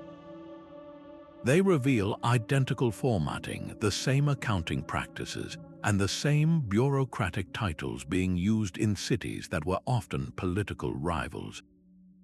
This material evidence paints a picture of a deeply integrated economic zone, a single cultural ecosystem whose borders were defined by the reach of the rivers and the canals that fed from them, proving that the most enduring connections are often built on the practical needs of everyday life. Now imagine a cultural wave rippling across the map of ancient Europe, not as a unified army but as a gradual, pervasive diffusion of people, language, and style. This was the Celtic expansion, a centuries-long movement beginning around the 8th century before the Common Era that would see Celtic-speaking peoples emerge from their presumed heartland in Central Europe to establish a presence from the windswept coasts of Ireland all the way to the highlands of central Turkey. They did not follow a single road or a conqueror's banner. Instead, they navigated the continent's natural geography, using the great river valleys like the Danube and the Rhine as their highways and finding passes through the Alps and Pyrenees that allowed them to filter into new territories. This was not a sudden invasion but a slow, persistent migration, a process of settlement and cultural osmosis that would redefine the cultural borders of pre-Roman Europe based on shared identity rather than political allegiance. What truly unified this vast and dispersed collection of tribes was a common cultural package, a set of markers that announced a shared identity across thousands of miles. The most visually striking of these was the Latin art style, named after a key archaeological site in Switzerland. This was not the geometric art of earlier periods. It was a vibrant, organic, and often breathtakingly complex style characterized by swirling, trumpet-shaped curves, intricate knotwork, and stylized depictions of plants and animals. This distinctive visual language appears on everything from finely crafted gold torques and weaponry to simple pottery, creating a stunningly consistent artistic borderland. A metalwork design from Bohemia would be instantly recognizable to a craftsman in France, and a shield boss found in Britain would share its core design principles with one from the Balkans. This was a culture communicating its unity through art, a silent yet powerful testament to the connections fostered along their migration routes. The pathways of this expansion were lubricated by the flow of highly valued commodities, creating an economic network that bound diverse regions together. Archaeologist Barry Cunliffe's work brilliantly illustrates how the quest for resources drove and sustained this connectivity. One of the most crucial goods was salt, essential for food preservation and therefore survival. The salt mines of the Austrian Alps, like those at Hallstatt, became early centers of wealth and influence, their product traded far and wide along Celtic routes. Equally important were metals. Tin from Cornwall in Britain, copper from the Alps, and iron from numerous sources across the continent were all funneled along these networks. A bronze fibula or brooch might combine Irish gold, Cornish tin, and Central European craftsmanship before being traded to an elite in Gaul. This trade in raw materials and finished luxury goods created an economic interdependence that ensured ideas and people kept moving, strengthening the cultural bonds that defined the Celtic world. The technological expertise that traveled with these migrants was as influential as their art. The Celts were master ironworkers, and their advanced techniques for smelting and forging high-quality steel gave them a significant advantage. Their long swords, chainmail, and fearsome war chariots were not just tools of war, but symbols of status and technological sophistication that were highly sought after. The knowledge of how to produce these items didn't stay confined to a single tribe. It spread along the same migration and trade routes that carried the finished products. This sharing of technology created a zone of military and metallurgical parity, a borderland defined by a shared level of craftsmanship that set the Celtic world apart from its neighbors. It was a practical form of cultural exchange that had immediate and tangible benefits, encouraging further interaction and integration. Perhaps the most astonishing evidence for the reach of these pathways is found not in Europe, but deep in the heart of Anatolia, in what is now modern Turkey. Here, classical sources tell us of a people they called the Galatians, a group of Celtic tribes that had migrated across the Balkans and into Asia Minor in the 3rd century before the Common Era. They settled in the region around Ankara, establishing communities that maintained their distinct Celtic language and customs for centuries, even while surrounded by powerful Hellenistic kingdoms. The existence of a Celtic enclave in central Turkey is the ultimate testament to the scale and ambition of these migratory movements. It was not a temporary raid but a permanent settlement, a distant outpost of Celtic culture that demonstrates these pathways were not just for trade but for the wholesale transplantation of communities across the continent. This expansive model of cultural spread offers a powerful counterpoint to the history we so often hear, which is usually written by the conquerors and focused on centralized empires with hard borders. The Celtic world was never a single, unified state. It was a vast network of often warring tribes, connected not by a common government but by a shared way of life that traveled with them. Their borders were cultural and linguistic, visible in the art they produced, the gods they worshipped, and the technologies they shared. This expansion shows us that a culture can achieve a continental scale not through the blunt force of military conquest, but through the patient, persistent processes of migration, trade, and the irresistible appeal of a shared identity. They wove a cultural tapestry across Europe, the threads of which were not laws and edicts but river routes, artistic styles, and the movement of people in search of new horizons. Shift the scene now from the cool, damp forests of northern Europe to the searing, sun-blasted deserts of southern Arabia, where the very air seems to shimmer with heat and the scent of history. Here, in a land of seemingly endless sand, the most valuable treasures were not mined from the earth but wept from the bark of hardy, gnarled trees. This was the domain of frankincense and myrrh, two aromatic resins so precious in the ancient world that they were literally worth their weight in gold.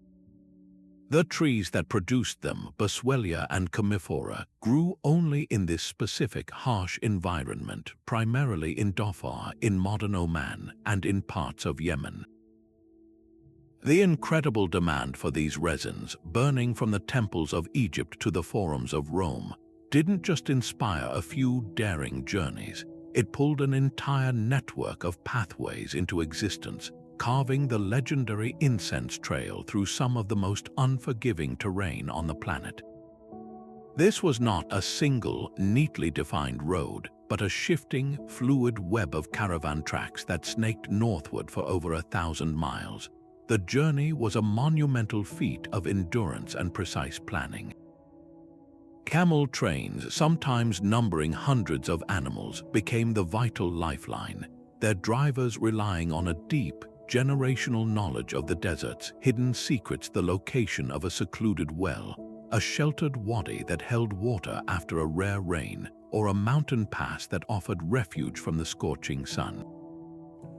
The route branched towards the wealthy markets of the Mediterranean, with critical termini in the Gaza Strip and other ports, where the precious cargo could be shipped across the sea. The true power in this system lay not in the endpoints, but in the control of the pathway itself. As historian Nigel Groom's research reveals, this economic reality gave birth to powerful kingdoms whose very existence was defined by their command over sections of this lucrative trail. The Sabaeans, with their legendary capital at Marib, and later the Himyarites, rose to spectacular wealth and influence not by conquering vast territories of empty desert, but by mastering the art of taxing and protecting the caravans that passed through their meticulously controlled oases and mountain passes. Yet to see the incense trail as merely a conduit for perfume is to miss its deepest significance. These pathways, trodden by the feet of camels and merchants for centuries, became a silent highway for something far more transformative than luxury goods, the movement of faith. The same caravans that carried sacks of frankincense also carried ideas, stories, and spiritual beliefs. Jewish merchants, part of a widespread diaspora, would have traveled these routes, their monotheistic world a topic of discussion around desert campfires. Later, Christian missionaries from the Byzantine Empire followed these established paths, seeking to spread their message to the kingdoms of Arabia. Most significantly, the cultural exchange and constant flow of people along the incense trail helped prepare the ground for the eventual rise and spread of Islam in the 7th century. The route created a corridor of contact, a channel through which religious concepts could seep and circulate, slowly blending with local traditions long before any formal conquest or conversion. This exchange of intangible ideas was matched by a very tangible exchange of practical knowledge. The civilizations that controlled the incense trail faced a universal challenge: how to sustain life and commerce in an arid world. The solution was advanced water management, and the technology for this feat traveled along the trade routes. The Sabaeans at Marib became famous for their colossal dam, a marvel of ancient engineering that harnessed seasonal floods to irrigate a vast expanse of farmland, turning the desert green and supporting a large population. Techniques for building such dams, for constructing underground canals known as kanats to tap into aquifer water, and for creating sophisticated cisterns were all technologies that were observed, adapted, and shared across the region. A clever irrigation design perfected in one kingdom could, within a generation, be implemented hundreds of miles away, simply because merchants and engineers saw it on their travels and carried the concept home.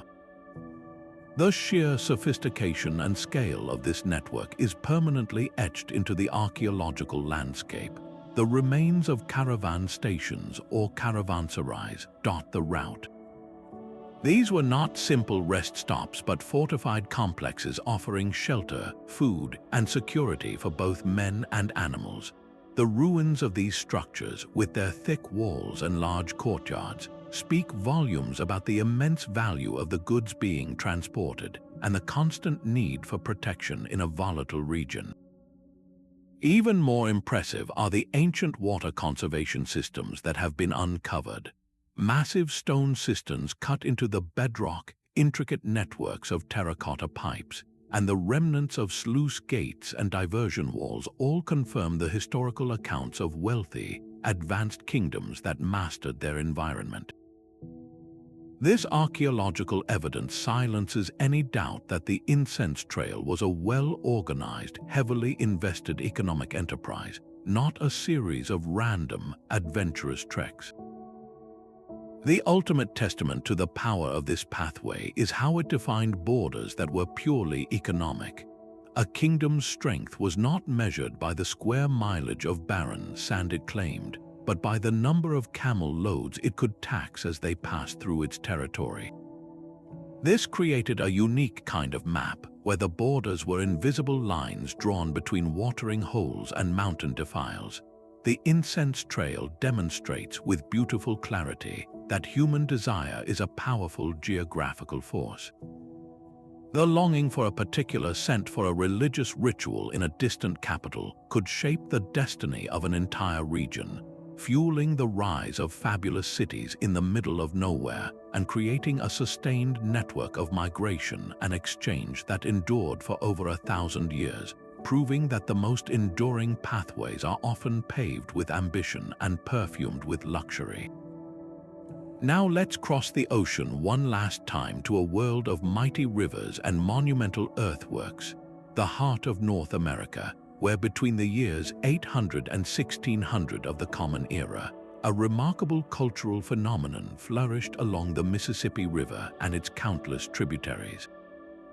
This wasn't a single, centralized empire like Rome, but a vast, interconnected network of chiefdoms and ceremonial centers, all bound together by the flowing water highways of the continent's interior. Picture the great river itself, the Mississippi, as the central artery, with the Missouri, the Ohio, the Arkansas, and the Tennessee rivers acting as its vital veins, carrying not just water, but people, ideas, and a shared way of life across what is now the American Midwest and Southeast. In this landscape, the most significant borders weren't marked by walls or forts. They were defined by a common set of religious beliefs, a recognizable artistic style, and a social structure that revolved around powerful ceremonial towns. The most spectacular of these hubs was Cahokia, located near modern-day St. Louis. At its peak around 1100, it was the largest pre-Columbian settlement north of Mexico, a bustling metropolis home to tens of thousands of people. Its centerpiece was Monk's Mound, an earthen pyramid larger at its base than the Great Pyramid of Giza, towering over a vast plaza that could have held the entire population for rituals and gatherings. But Cahokia was not alone. To the south, at sites like Moundville in Alabama and Etowah in Georgia, other powerful centers rose, each with their own grand mounds and plazas arranged around a central plan that echoed the Cahokian model. These were not isolated city-states. They were nodes in a vast spiritual and economic network. A person traveling by canoe from Cahokia to Moundville would have encountered a familiar world. The same types of temples atop platform mounds, the same ceremonial games played in the plazas, and the same fundamental beliefs about the cosmos and humanity's place within it. The river routes created a cultural borderland of shared identity that completely ignored the linguistic and political differences between the various chiefdoms along its length. What truly unified this sprawling network was a shared religious and economic foundation, a point powerfully documented by archaeologist Timothy Porcatat. The bedrock of this entire civilization was maize agriculture. The knowledge of cultivating this prolific crop spread northward from Mexico along those same river valleys, transforming societies that had previously relied on hunting and gathering. The ability to produce massive agricultural surpluses allowed for population growth, specialization of labor, and the free time needed to build those staggering earthworks. This agricultural revolution created a common economic reality for everyone in the network, from the farmers in the fields to the elites in the mound centers. Furthermore, they shared a complex religious vision often referred to as the Southeastern Ceremonial Complex, a set of symbols and rituals involving a pantheon of supernatural beings, including the ubiquitous Birdman deity and the morning star. This shared spiritual language, visible in their art and their architecture, created a powerful ideological bond that facilitated communication and exchange across hundreds of miles. The most beautiful evidence for this connectivity is found in the exquisite art that traveled these river routes. Master artisans, particularly those working in the chiefdoms of the southeast, produced stunning shell gorgets, circular pendants carved from the outer shells of large marine mollusks. These were not mere decorations, they were sacred objects often worn by elites that depicted key figures from their shared mythology in a distinctive artistic style featuring intricate cross-hatching and scrollwork. The fascinating part is that gorgets carved in the style of Etowah, for example, have been found in burial mounds near Cahokia and vice versa. This isn't evidence of conquest, but of exchange of elite gifts, of marriages between ruling families, or of pilgrims traveling to distant ceremonial centers and bringing back sacred objects. The art itself became a portable expression of their shared identity, a visual language that everyone in the network could understand, regardless of which specific chiefdom they called home. The physical scale of their connections is proven by the incredible distances everyday goods traveled. The copper for many of those elite ornaments originated from mines hundreds of miles away near Lake Superior. It was likely traded southward through a chain of intermediaries, moving from village to village along the river systems until it reached the master craftsmen in the great centers. In return, beautifully crafted items and, crucially, marine shells from the Gulf of Mexico traveled north. The shells of lightning whelks and other Gulf species were highly prized, cut into beads for necklaces or carved into cups and gorgets. Finding a cache of Gulf Coast shells in a burial mound in Illinois is concrete proof of a sustained, long-distance exchange network. This movement of materials demonstrates that the Mississippian world was economically integrated. A leader in Cahokia could adorn themselves with symbols of power made from materials drawn from opposite ends of the continent, all because the river highways provided the pathways for this flow of wealth and prestige. This magnificent network ultimately shows us a different path to complexity. Unlike the top-down, politically unified empires of the Old World, the Mississippian world achieved its cultural flowering through a shared ideology and a deeply interconnected economy, all facilitated by the continent's natural river systems. There was no emperor of Cahokia issuing commands to Moundville. Instead, there was a consensus, a widespread adoption of a successful and compelling way of life that spread through trade, through the travel of religious practitioners, and through the simple, powerful connectivity of a canoe on a river. It was a civilization built on consensus and connection rather than coercion, proving that a shared vision can weave together a vast and diverse landscape, creating a cultural borderland of stunning sophistication that left a permanent mark on the American landscape. Our journey through these forgotten migration routes reveals a truth that turns our modern world map upside down. The most significant borders in history were never those heavy, inked lines separating nations. They were the invisible, living pathways of human movement that shaped cultures, economies, and ideas more profoundly than any wall or treaty ever could. These ancient highways, from the wind-powered monsoon networks of the Indian Ocean to the camel-carved trails across the Sahara, show us that human adaptability and connectivity, not isolation, have been the true engines of our shared story. For thousands of years, it was the constant flow of traders, pilgrims, nomads, and explorers that wove the fabric of civilization, creating dynamic zones of exchange where languages mixed, technologies spread, and religions transformed, all while completely ignoring the political divisions we often assume are permanent. The evidence for this is overwhelming and comes from every field of study. Archaeologists unearthed Chinese silk in Roman graves and Baltic amber in Egyptian tombs. Linguists trace the roots of languages from India to Ireland back to a common ancestral tongue carried by steppe pastoralists. Historical records speak of African gold affecting markets in medieval Italy and Polynesian navigators settling islands across an ocean larger than any continent. This consistent proof points to one undeniable conclusion: migration routes created the real cultural boundaries of our past. Boundaries that were flexible, porous, and based on shared knowledge and mutual need rather than force and exclusion. They were the original internet, a global, analog web that facilitated innovation and understanding on a scale we are only now beginning to appreciate. This realization forces a dramatic shift in perspective. Our modern obsession with fixed, impermeable borders is not the historical norm. It is a recent and unusual experiment. For the vast majority of human history, the world was defined by fluidity and connection. Borders were seasonal, situational, and soft.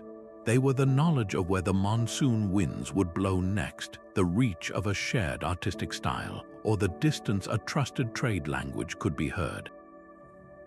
Recognizing this challenges us to fundamentally rethink how we perceive boundaries today, not just on maps but in our minds. We are taught to see division, but history shows us a world built on integration. We celebrate the static, but our ancestors thrived on motion. Let these ancient pathways serve as a powerful inspiration for our future. They remind us that our deepest strength has always lain in our capacity to connect, to adapt, and to exchange, not just goods, but the very ideas that make us human. In a world that often feels increasingly divided, this history is a call to look for the routes that still bind us together, to appreciate the enduring human drive to reach beyond the horizon, and to remember that the maps of our world have always been, and will always be, redrawn by the simple, courageous act of moving forward. If this journey through the forgotten pathways of history has reshaped your understanding of the world, we'd love to hear from you. Dive into the comments and tell us which route surprised you the most. Was it the sheer scale of the Polynesian star-guided voyages, or perhaps the economic sophistication of the Trans-Saharan gold trade that defied a desert? Your insights and curiosity are what make this community so special. Make sure you're part of our next adventure by subscribing to the channel and tapping that notification bell. We're constantly exploring how hidden patterns of human movement continue to silently shape our modern world, from the linguistic echoes in our speech to the cultural connections we often take for granted. Every like, share, and comment directly supports this journey into the past, helping us to bring more forgotten stories to light and remind everyone that the most powerful borders have never been